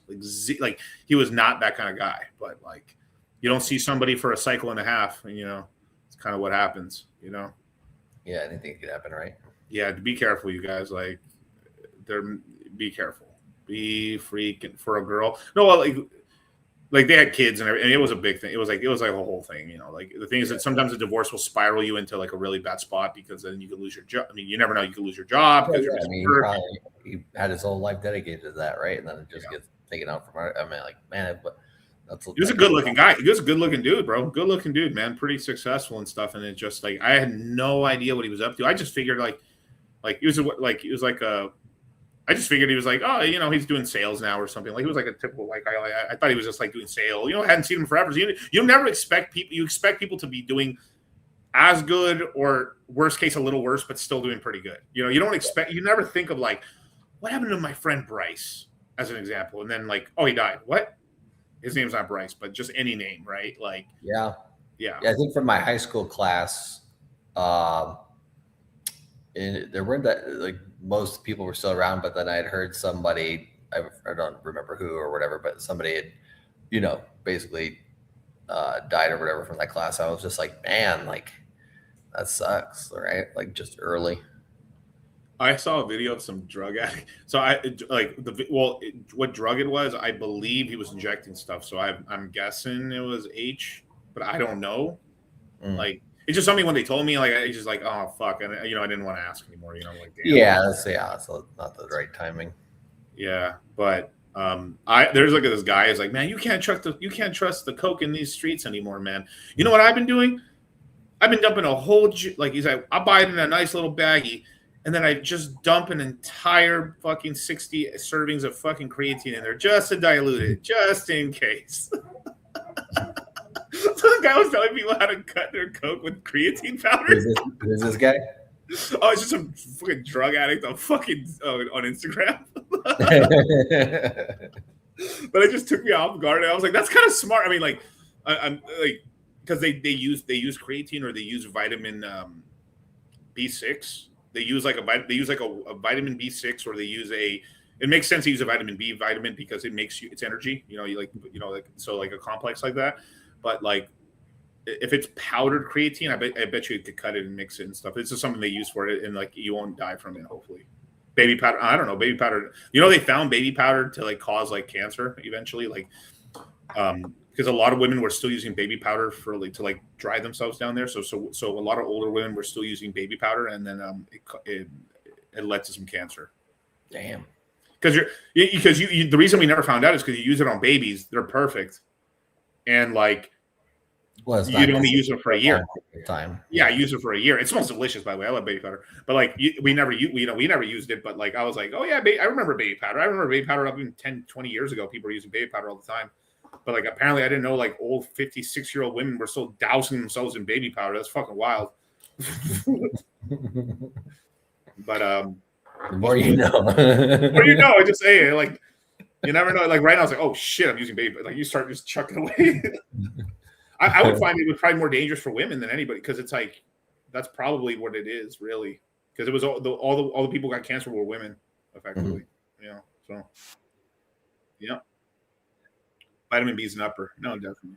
Yeah. If you want, I can share the things from. Sure. Yeah, go for it. The reason why we're on the drug conversation, friends, is the U.S. government has seized most of its Bitcoin from those types of operations, basically. Yeah. There's kind of a fever going on around right now. Just take your vitamin C supplements. Take vitamin C supplements. To buy the dip. No. Just let me know when you have it up, and I'll share it. Okay. Yeah. Can you see it? Now I can't. Okay, there it is. Okay. 2, 1, 3. Okay, let me full screen you. All right, there you go. So yeah, this is just like some of the news out there floating around today that I thought was kind of interesting. Was just the U.S. government. There's a few different transactions. This is just one of them. Moved $8.8 million of Bitcoin to Coinbase Prime.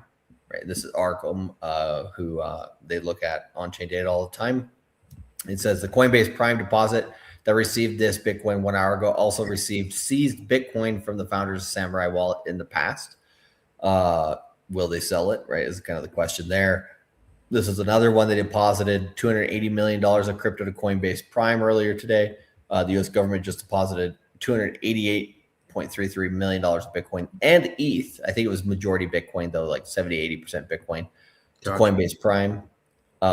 This includes confiscations from Brian Cruson, BTCE, and Ryan Faros, which I don't really know those guys' names. The BTCE might be, you know how they just recently threw out that Ponzi scheme, the China one, the China, that might be it. Yeah, this one could easily be that China one. I don't know who these two. I've never heard of these two guys, but my guess is they might be related to like a Tornado Wallet or that type of thing. What a name, Ryan Farce. Just take away one of the A's.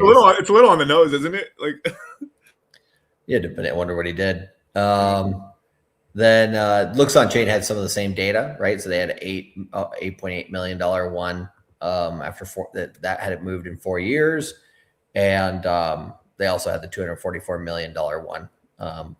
Yeah, this one showed you the difference between the Bitcoin and ETH. That was, I guess, 53 million ETH. But so all just going over to Coinbase Prime and sitting there. Basically, it looks like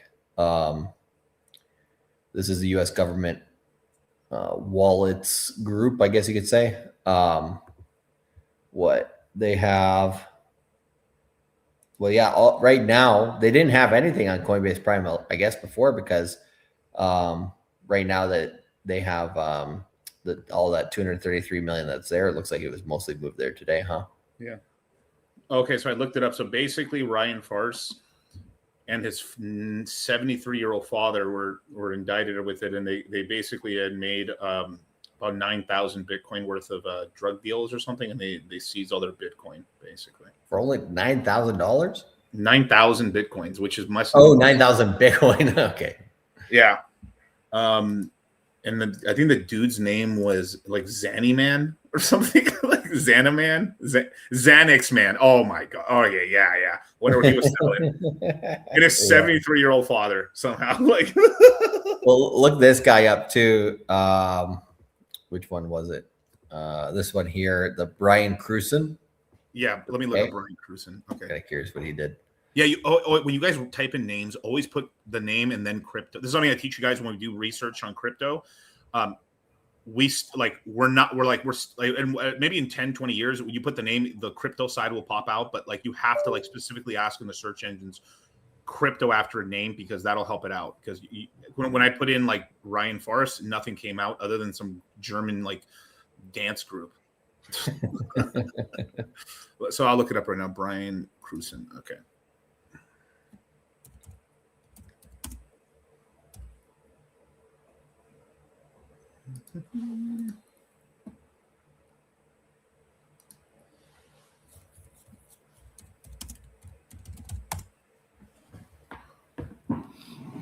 Oh, wow. Okay, so Brian Cruson was a former Oracle technical support engineer, so he worked at Oracle, who became entangled in a Department of Justice case for allegedly laundering $54 million in cryptocurrency for a convicted cocaine traffickers. Oh, that'll do it. Yeah. It just wasn't the right ones. It wasn't for JP Morgan. It was for somebody else.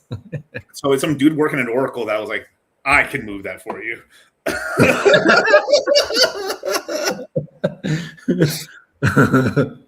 Okay, that one seems pretty legit. Dude, the Xanax Man is insane, bro. Like, bro, you're going to have people come after you. Bro, that's insane, Xanax Man. You're like, I'm the Oracle, man. The Oracle of Omaha. No. The Oracle of Omaha, man. Of Medellin. No. But yeah, I mean, what if you look at the token balance history here? Looks like the U.S. government peaked in 2024, and they have sold. It looks like they have sold off, or at least, moved out some crypto into other places. So, but yeah, their biggest impact was the sell here in 2014, that bear market, right? I think that was probably the Silk Road funds at that time. They must have sold, right? When that was 174,000 Bitcoin.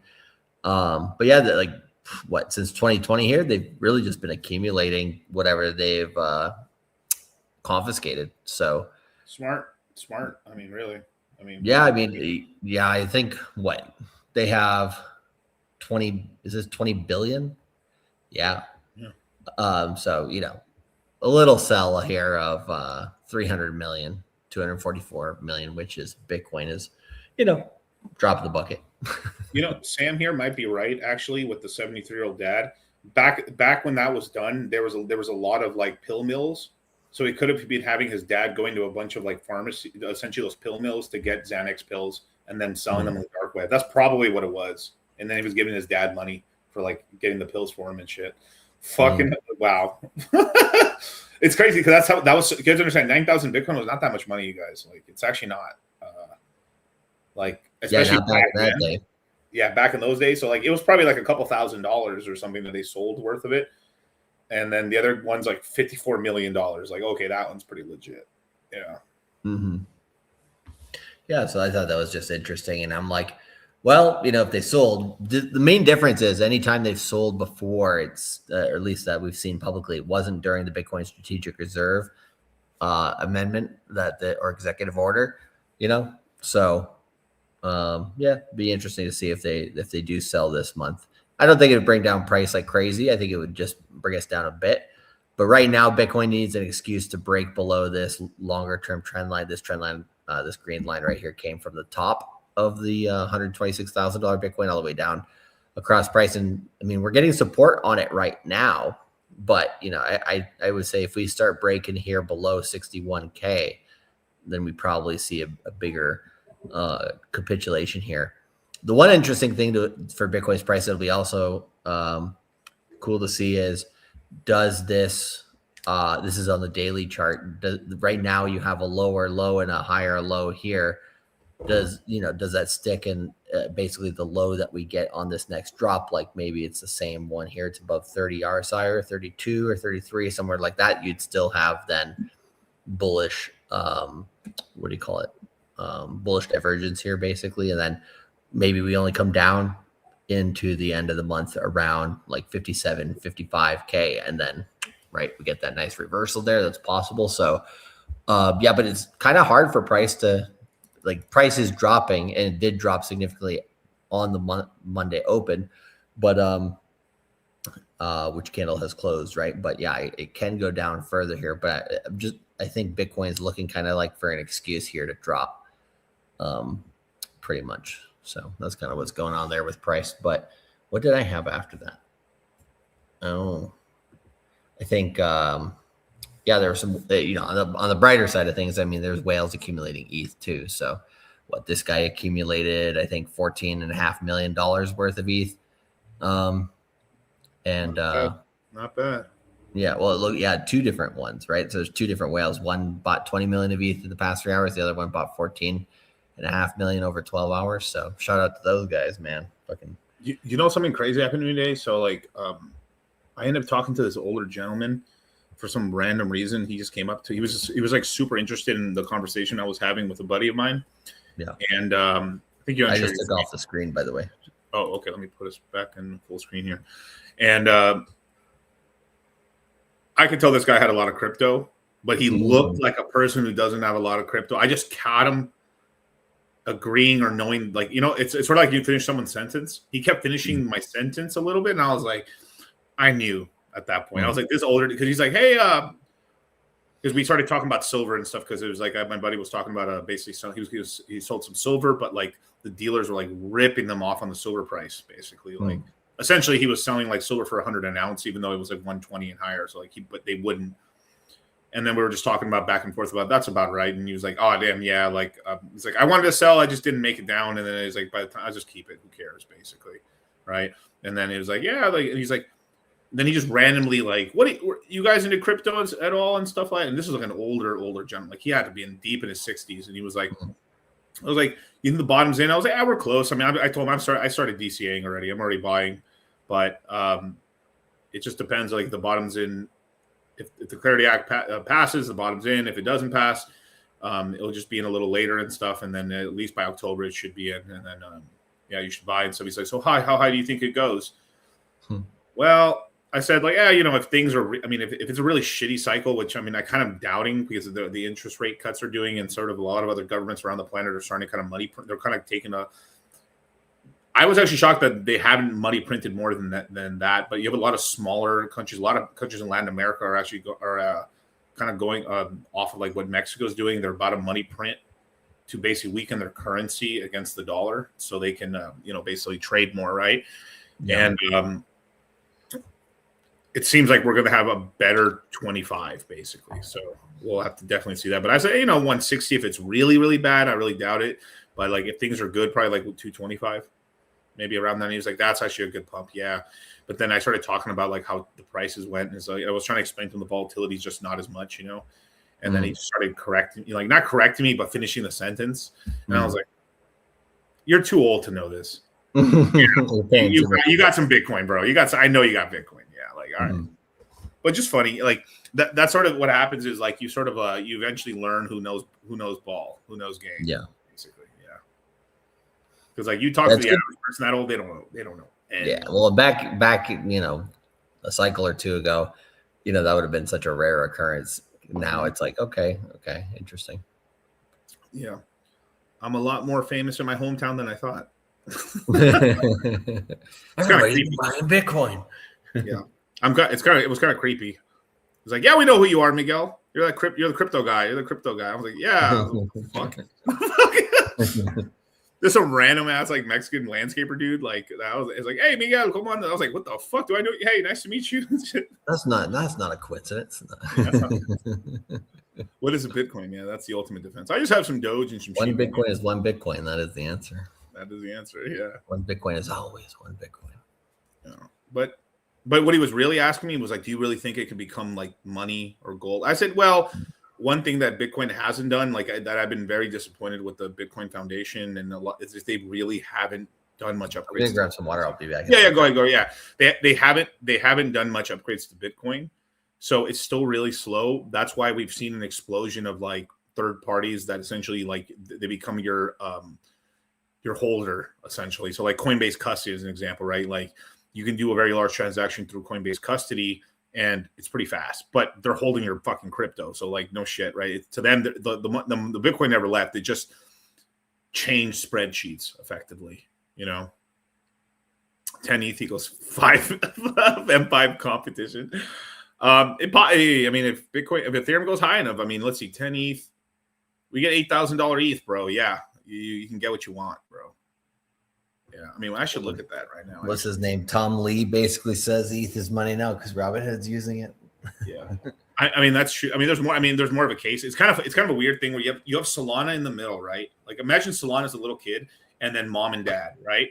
And they're obviously they're like Robinhood is like they've totally fallen for the single mama drama stuff. So they're like, dad's bad, right? So they're like, I hate Robinhood.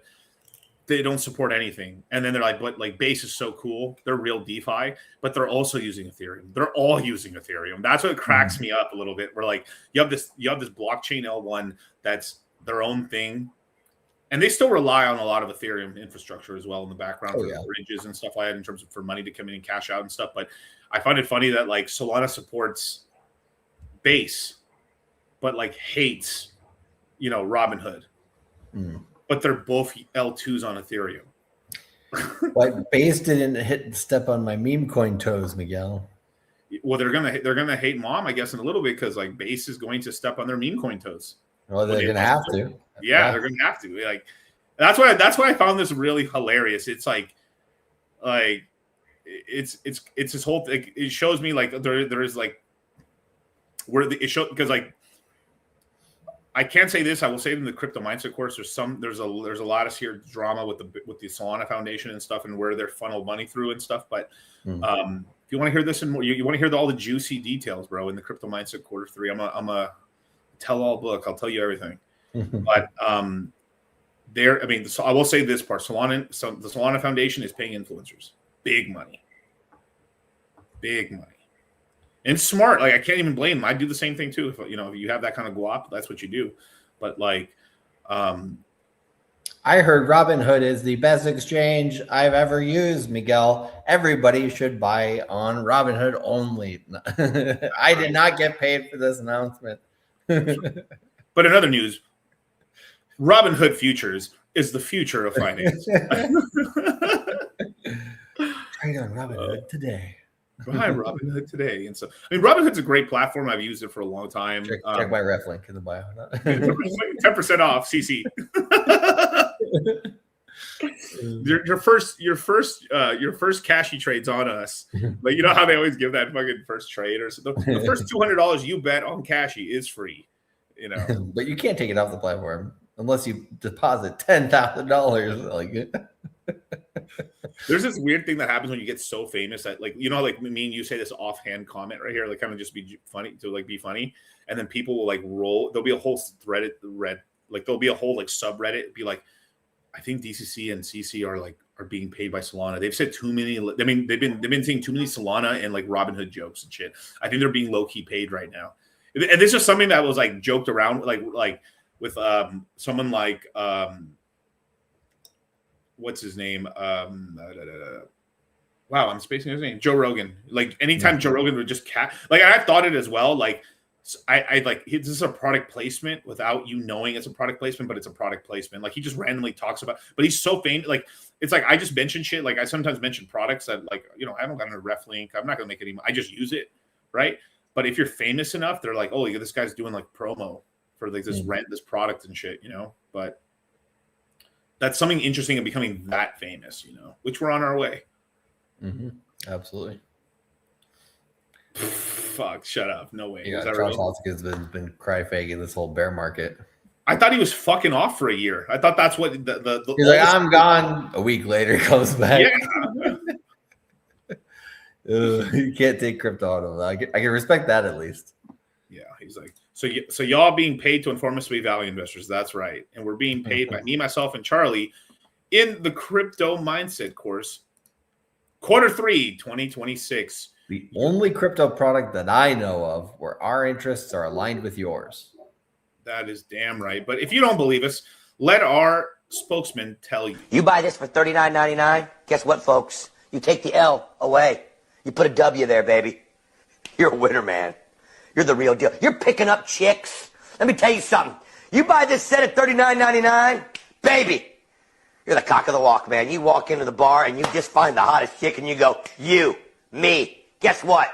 She says, why would I go out with you? Because I bought the deal on Wild West Deals for $39.99. That's why. She says, can I go home with you? That's how simple it is. That's how it works. That's what this set brings to the table. Because you know what she sees? She sees a man who knows what he wants. She sees a man who says, good deals don't get by me, baby. I move. I act quick. I act now. I go to wildwestdeals.com. Boom. That's why you're hanging with chicks all night long. That's why you got guys like Michael Jordan calling you, wanting to hang out with you, baby. Because you bought it for $39.99. That's right. And if you actually add up all the webinars that we give you, it does end up equaling $39.99 per webinar. Yeah, I mean, to be honest, per webinar for the amount of sauce that we give, bro. $39.99 for risk management. Don't get your ass fucking wrecked, right? Like, I'm not listening, Charlie. No. I'm losing money. If you just want to throw that $39.99 down the drain on that one, and then your whole portfolio on top of it, like that's your choice. But hey, trying to let you know. That's just one of the one thing I love every single course is there's always 1 or 2 or 3 webinars where people are like, damn, that webinar itself was worth the entire price of the course plus more, right? Like I know for the crash out course, when we went in deep into what's happening with pools and stuff on Aerodrome and all that stuff, like base, man, all the base stuff on that one, just nice. And then we went into the top 50 coin list, and we really dissected for you guys, this quarter how which are the best trades, which ones look like they're good setups, which ones actually are going to hit and make you guys some money. I think 2007 or no, sorry, Ecliptic Sir in the chat says CMC Q2 made my portfolio way better. So yeah, man, this is what we do, and we do it with you guys, right? And our whole point of this is you guys are our customers, right? We're not getting paid by Bybit to say, hey guys, we're going to do an entire leverage trading webinar for you, sponsored by Bybit, by the way. They're giving everybody a free $100 at the beginning of every webinar. And don't put any more money. Just trade that $100.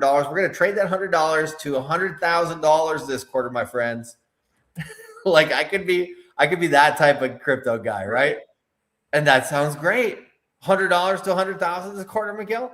I'm fucking in. Which Bybit referral link do you want me to go to so I can get that free $100? You know, well, sir, this ain't happening. Like if somebody tells you that shit, run, right? Like, you know, but we teach people the right shit, you know? Yeah, and then we got Crypto CB here with a question. Does Crypto Mindset course cover moving to Malta and withdrawing crypto tax-free? Either way, we have a very special webinar called How to Be a Crypto Passport Bro. It's going to be a very interesting webinar. Obviously, it's more of a kind of a taxi sort of webinar and stuff, but like just ways me and Charlie are not tax consultants, tax attorneys, tax anything, but we can tell you ways that we've seen people use. And that's the main thing, right? We're just reporting what we've seen been done. That doesn't mean that those things are correct. Or that it will work. Might not. But you know, there's things that allegedly have been done. And, you know, this is something that we got a lot of flack for this one in 21. We were telling people almost all of 2021 not to quit their day jobs.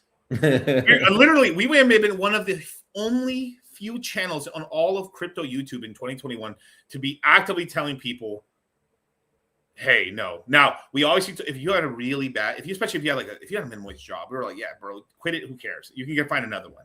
But if you had a specific job in your niche that you were doing and it took you 10 years to get there, hey, let's pump the brakes a little bit here, bros, because that bear market is a coming and it's a cold. And we had a lot of people and a lot of friends in other communities that were just all in an ecosystem, made some money, uprooted their entire lives. 80% of them have run through that money already.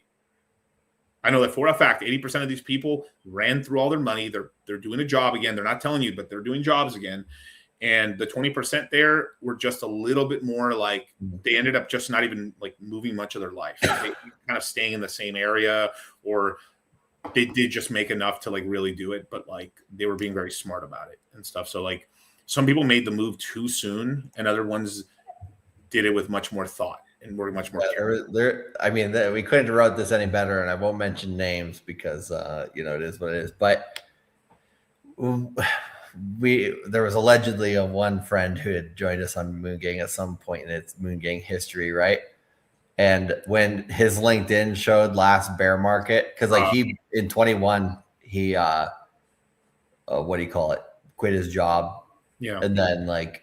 At the beginning, like what was it? It was like almost a year later, or he maybe quit for like a year and a half. He quit like mid bull market or something, right? Like, or let's say early to mid 21, he quit his job. Actually, yeah, I think it was pretty early. Yeah, it was before like all sorts of craziness went down. But he quit his job, then he ended up what do you call it? Going through the whole bear market and tried to be in retarded ass groups, basically that weren't going to make him any money, but he thought somehow they were. But a bunch of like internet money basically promised to him, right? And then, you know, basically everything went down. And then I think he ended up selling enough of his stuff. He had to go back to his day job, right? Which, you know, is understandable to some extent. But like as soon as I saw that LinkedIn post or that update that said like this person has rejoined, you know, Caterpillar, I was like, ooh, interesting. This is getting close to the bottom of the bear market. You know, this is one thing. What? This is like one place where like a lot of people will lie and bullshit themselves, but like LinkedIn is kind of like the one place they kind of like they will kind of somewhat tell the truth somewhere. They kind of have to if they want to use it, right? For what it's to be used for. So yeah. So I was just like, oh shit, you know, bear market lows are coming close, baby. But yeah. Be a multi-coiner. That's all if I recommend it. Look, diversification. Are you really diversified? If you're 100% in crypto, you're not diversified. You're in crypto, right? So like you can be diversified within crypto, but like that's the whole thing. I've said don't It's let like risky don't let get in the way of your bull run. Yeah, well, yeah, true. But it's like risky to crazy risky. Like it's like it's like yeah. But people want it fast. And look, in normally like a 21 or a 25 or a 20, I guess 2029, there's a lot of action, and there will be. Also, like a 2020, a 2024, and a 2028 are going to be good years as well. Also going to be very good years as well. Those are people who make money, a lot of money in those years are the ones that are locked in right now.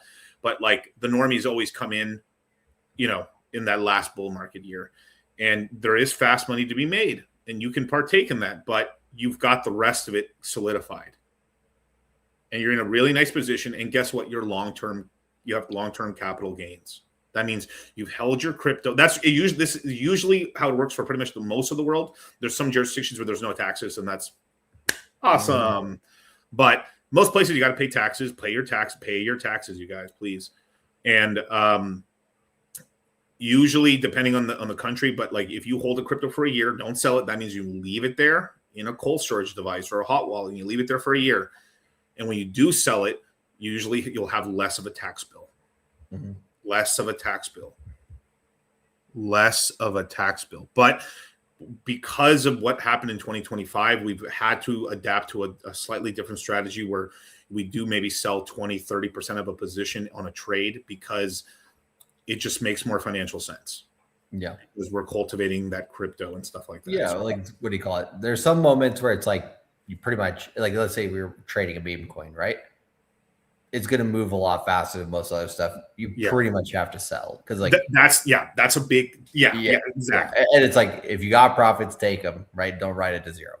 Makes sense, right? Versus Bitcoin, it's like we never recommend to sell and buy the whole trade around your whole Bitcoin bag is insane, right? Because sometimes it can surprise you and just catch you off guard, and then there you go, right?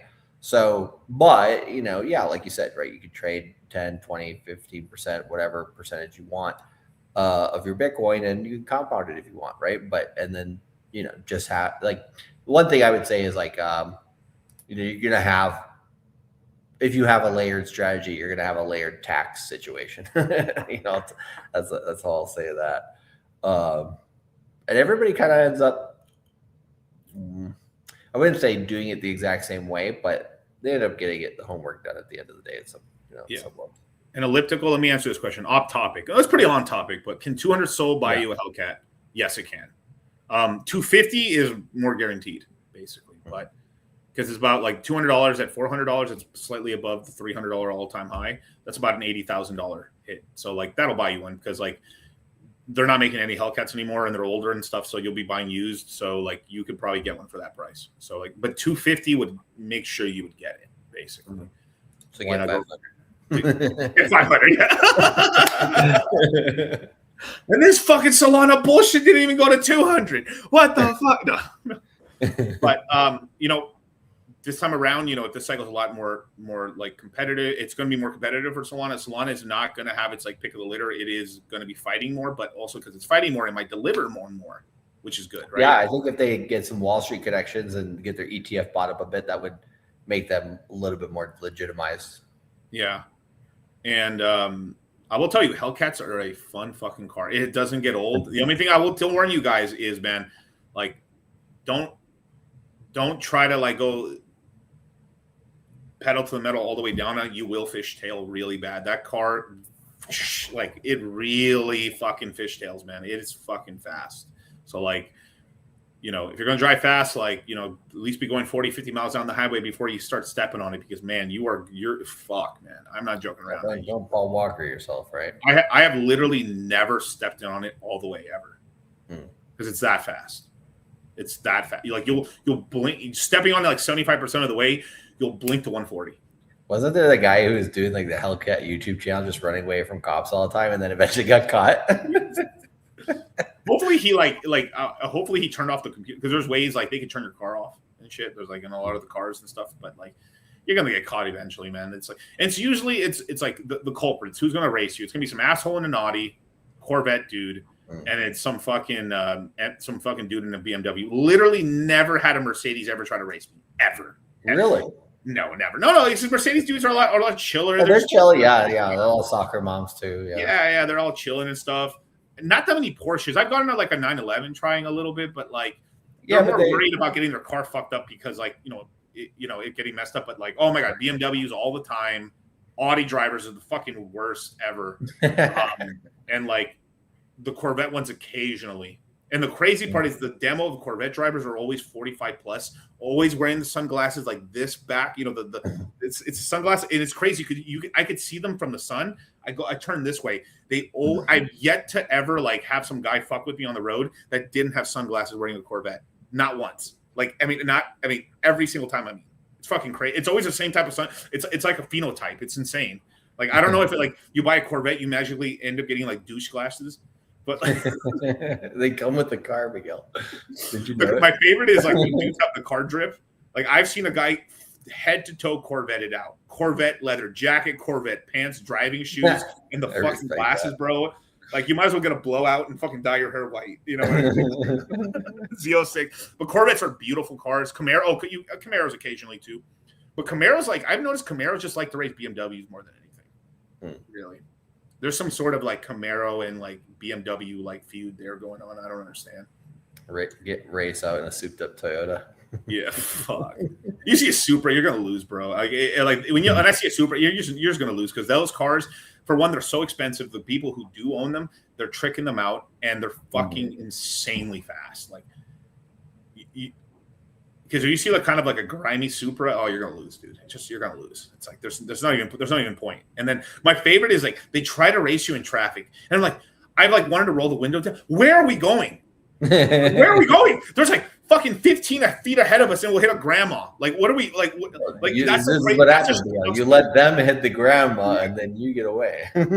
Like I hit the fucking gas, and then I just turn to the exit. But yes. Oh, yeah, we are having the Crypto Mindset meetup. Thank you for reminding me about that. We're going to be announcing it in the Crypto Mindset course. So there you go. Yeah. All the people who have bought tickets and stuff, they've already been notified to the change and stuff. So yeah, make sure to check your spam folder. So also, we keep getting this question.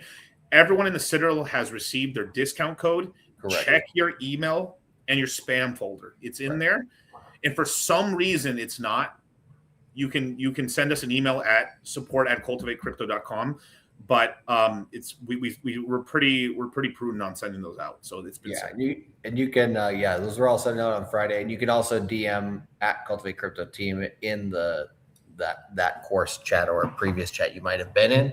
Yeah. So what do you call it? Either way, Liam will get you guys. So I think a lot of people. There's a couple of people who are like, "Oh, didn't get mine." Liam sends them again. Then it's like. But they clump up in the email and they're like, oh yeah, now I see that you sent the other one too. But that's fine. We're happy to do that for you guys. I think there's an option in there where you can make them your favorite. So there's a way you can favorite. You can whitelist them. You can whitelist them and stuff like that. And yeah, that should work basically. But yeah, it's just that is one thing. It's like if you don't want people, if you don't want to like, this is something that's said in the Red Pill communities. I don't hear it too often, but this is a real thing. If you don't want to consistently be looking over your shoulder, then if you want a hot girl, every dude's gonna be looking at your bitch, right? It's kind of like it comes with the territory. If she's got a fucking big old fat ass, like you're gonna probably catch 90% of guys looking. It's kind of it comes with looking at me, Miguel. Yeah. I'm the hot one in this relationship. You should be like, I pulled her. That should tell you about me. And there's kind of some truth there too. That's kind of true. If you're pulling trim like that, like what's this dude got going on? You're like people don't say too much when it's like you're like 1 point difference or a point and a half in looks. Like there's kind of this weird. Like I always like we're like. The weird one that always gets me is when like you see a match and you're like, wow, like it's like the dude's like butt fucking ugly and the girl's like you're like, oh, this is prostitute. It has to be like it's like it's or my favorite one. I love how the Al Pacino move where you have like it's like some girl is like 20 with a guy who's like 70. But the way you got to complete the Al Pacino move though is then there's like a kid, and it's like, oh shit, they got a kid. Like what the fuck? But you recognize Al Pacino. You're like, you dirty dog, but I get it. You know? That's Al Pacino, bro. Like and that's kind of where like your fame has gone like you're to that point where you're like, I get it. Yeah. But normally they do those kind of deals with like 30-year-old chicks, usually than the 23-year-olds. My shout out to Al Pacino though, man. But that chick she's got her check signed. Oh yeah, of course. Signed, sealed, delivered. Ooh, yeah. But yeah, man. You get money, get famous, and gain it all, man. But it is a trip, man. Like I always talk about, like when I go to the Bitcoin when I go to these conferences, usually in bull market years, the very weirdly mixed matched combos. Like I've seen some crazy. I saw this in the Litecoin community. I've seen some crazy like looking Asian dudes with some like okayish looking Asian girls, but you could totally see that he's just a checkbook. Oh yeah, well no, there's also what do you call it? The people you see that actually have like, oh, that looks like a good relationship. Yeah. Then the dude, like you see the dude away from the girl for a minute, and it's like, oh shit, like now that this guy has money, like all of a sudden he's starting to like what do you call it? Not go a little out of the way. I'm like, oof, that's a rough one.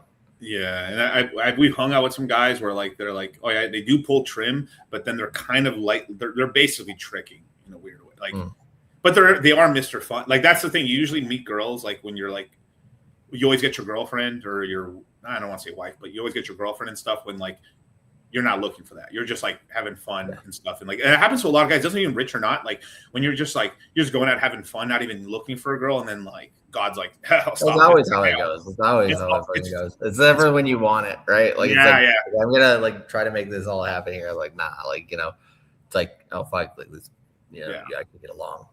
There was a joke where this guy's like, I'll use me and use an example, right? But it was like a joke about God, like saying, I'm not sure it was on Family Guy, where like it's like Charlie just got out of a bad relationship and stuff.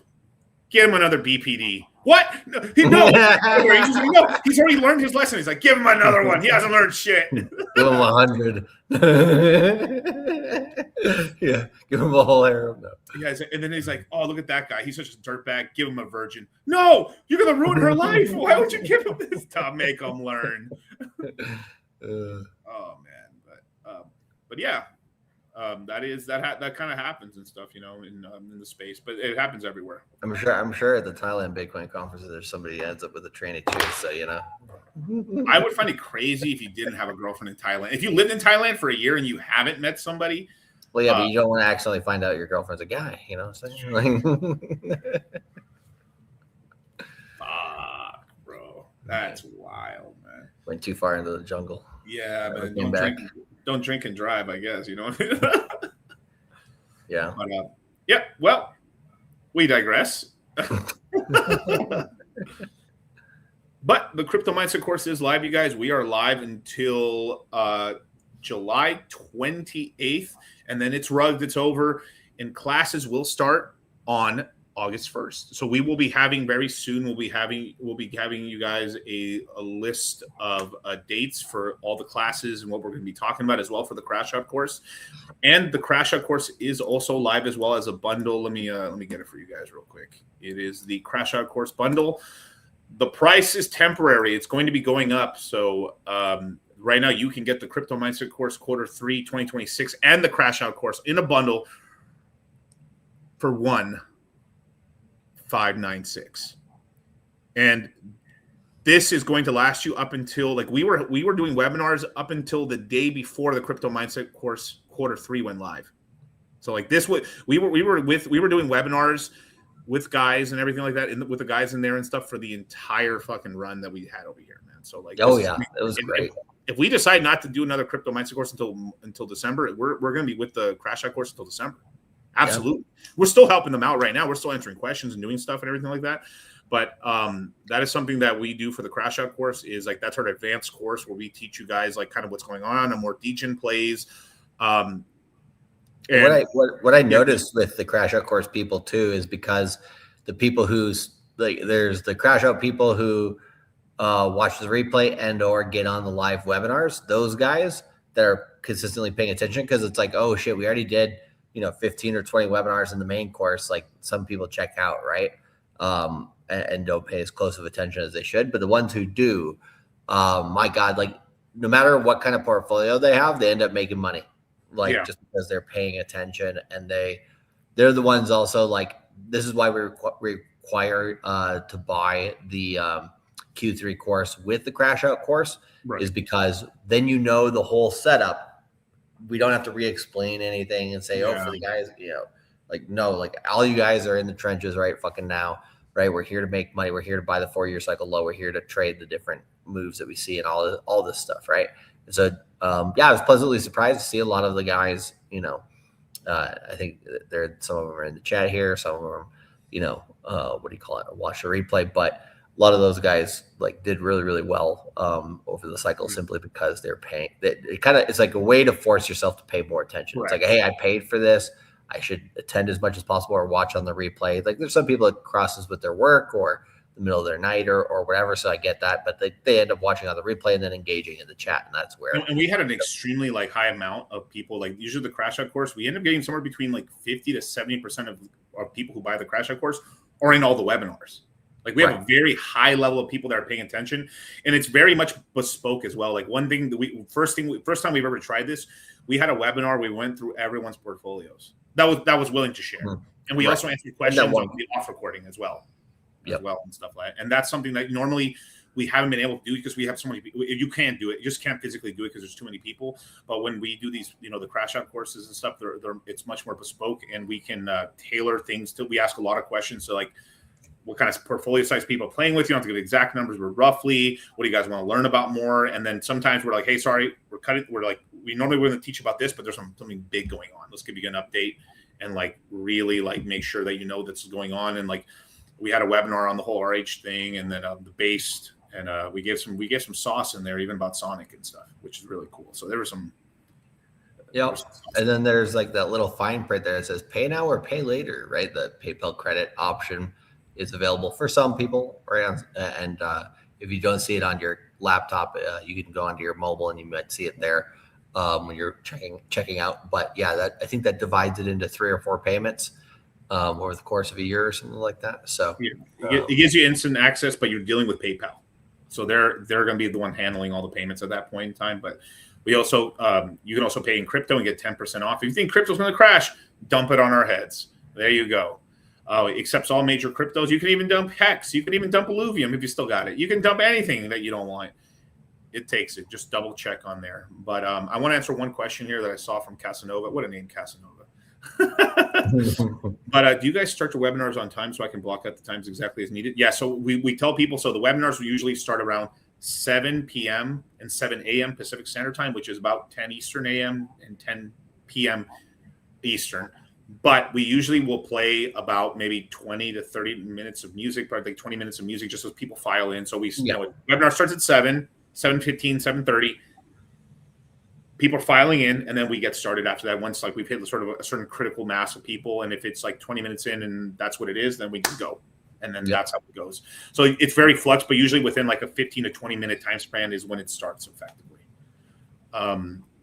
Yeah, and there's a lot of guys who I see, right, would have their cameras on and stuff during the course, and they're like welding or doing Amazon truck packages driving. Truck driving or whatever they're doing, right? They're just listen to it with as they're going along their day. Wasn't there a guy like he was like manning a fucking like a giant Caterpillar tractor and stuff like? There's like all kinds of crazy stuff we saw in there.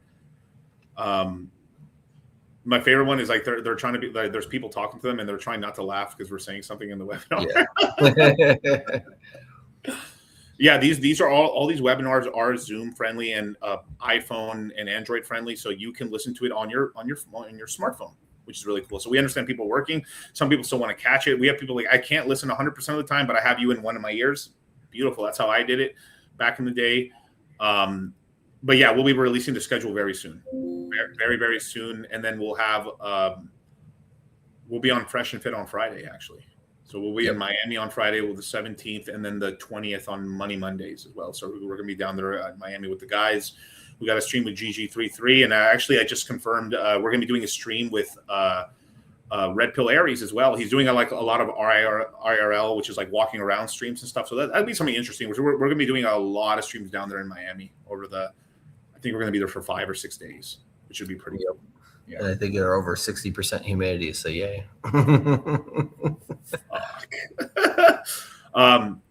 That'd be cool. That'd be cool to do a workout stream with Red Pill Aries and stuff, but we'll see what we end up doing and stuff. But he's doing some 3-mile run stuff. You can miss me with that. You can miss me with all that bullshit. But that is something that we're going to be doing in the future as well for the Crypto Mindset Meetup. People wanted to do a whole workout regimen and the whole workout thing, so we're probably going to end up going to do a maybe 3-hour gym meetup or something like that down there in Vegas when we end up doing it. But we'll let you guys know the area when we announce it and stuff. But that'll be really fun. I'll probably keep you guys away from doing deadlifts just because I don't want you guys to bust your back out, blow your back out. And what you're going to tell your wife? You're like, I busted my back out in the gym. Sure, Ronald. That's what you went to your little club and then that's what happened. Your back's hurting. Okay. But W in the chat for the guys and stuff. So here you guys, I'll give you guys the link right now for the Crypto Mindset course and the bundle. But I would definitely get the bundle because you're going to be taking care of the entire quarter, absolute terms. Yeah. So yeah, beautiful, man. Yeah, tomorrow I'll be live on what do you call it? Rumble and probably a dude on Dollar Cost Crypto as well at 3 p.m. ish Pacific Standard Time. So what do you call it?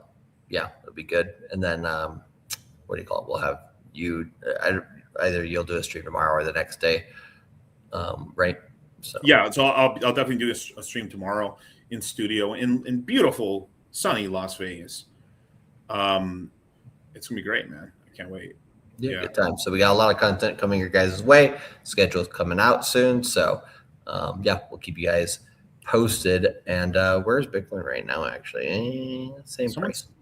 Yeah, pretty much and stuff. You know, one thing I got to do, I got to go retailer my suits. They are too loose on me now. Your boy, man. He's a. Somebody said, "How you been?" Skinny. What you been up to? Getting skinny. How you feeling? Skinny. What you think what you doing tomorrow? Getting skinny. Everything is gonna end with getting skinny. I mean, you see it. I don't know why you think you can answer that question. I'm not gonna say skinny. What? Yeah. What you eat today? Sorry, something skinny. It cracks me up, bro. He's blowing up on Instagram. He's like, how skinny you want to be? Where I turn sideways and you can't see me. You know? But yeah, definitely, man. I got to get the suits tailored and stuff. But here's the one problem with getting your suits tailored is you got to make sure you don't get fat again. Because man, dude, you're gonna have to throw all that shit away. In a little coat. No.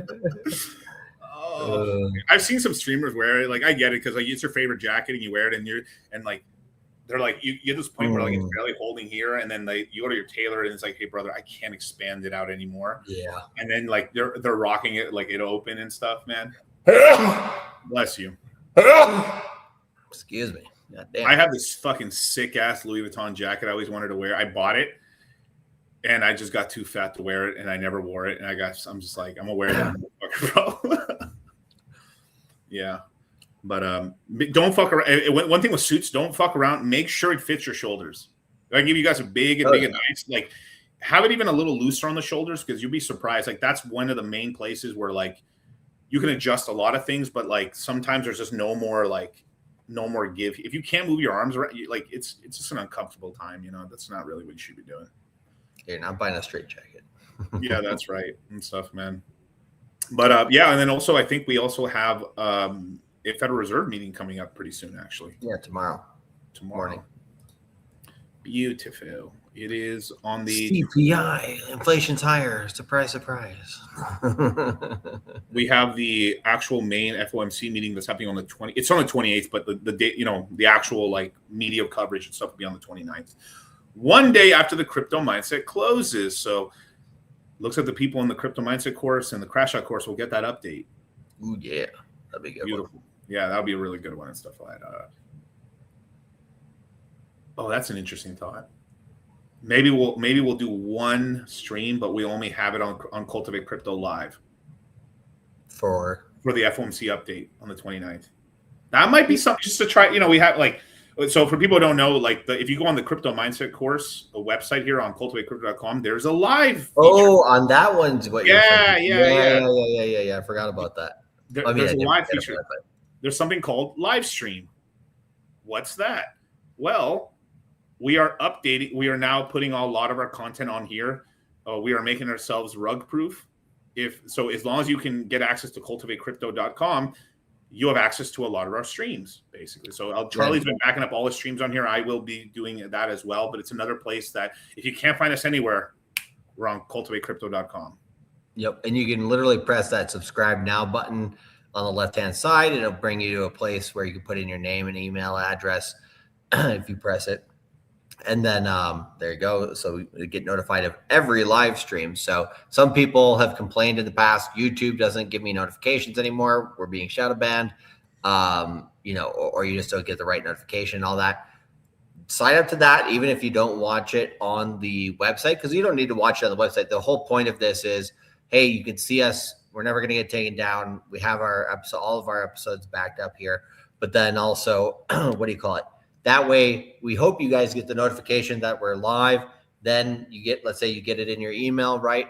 Then you come hey, I click the link. I can see Charlie live and I see Miguel live on the website. Great. But that chat looks hella fun, or I want to make a replay game comment. So then obviously we want you guys to also go over to our YouTube and Rumbles and definitely make comments and stuff like that. So, but this is just a way for us to make sure that we are absolutely positively rug proof no matter what for the end of time. So go ahead and subscribe, you guys. Cost you nothing. Yeah, free, literally. Yeah. And you even get a clean conscience. There you go, man. So thank you guys so much for joining us, man. It was fun, Moongang, man. And I think our next Moongang is going to be live from Miami. It's going to be sick. It's actually going to be sick. Yeah. We'll give you guys an update. It's very likely it's going to be on Sunday. So we're going to do it. Pretty much, it has to be on Sunday. So 100% it will be on Sunday. Yes. That would be cool to do an outside web. We'll see if we can make something happen. But I have been wanting to do a couple streams outside or something like that because it's really nice outside. Mm-hmm. But Miami weather's kind of crazy. The summer in Miami is a rough one. But just because it's so fucking hot there. But it is what it is. And Rapid Unchanged, how far back can we look? So basically, we've uploaded, and I will be uploading all my streams from 2026. Charlie will be doing the same. We have all the current, recent, the last 2 weeks streams up on there right now, and we'll slowly work on getting our 25 streams on there, and eventually then 24 as well. Just kind of backdating everything. On the actual website, you'll be able to see the last 6 of them, and then if you go onto our Vimeo, which you've seen if you've used the course links and stuff like that in the past. Those basically the course webinars will be on Vimeo private, and then all the past streams will be on Vimeo. Not public. So there we go. So with that, thank you so much for joining us, you guys. We'll be seeing you guys tomorrow live from Las Vegas, and have a good one. I ain't playing with you, bitch. This ain't no fucking game, ho. Southside players, we in the pitch for real. We some Southside cheese.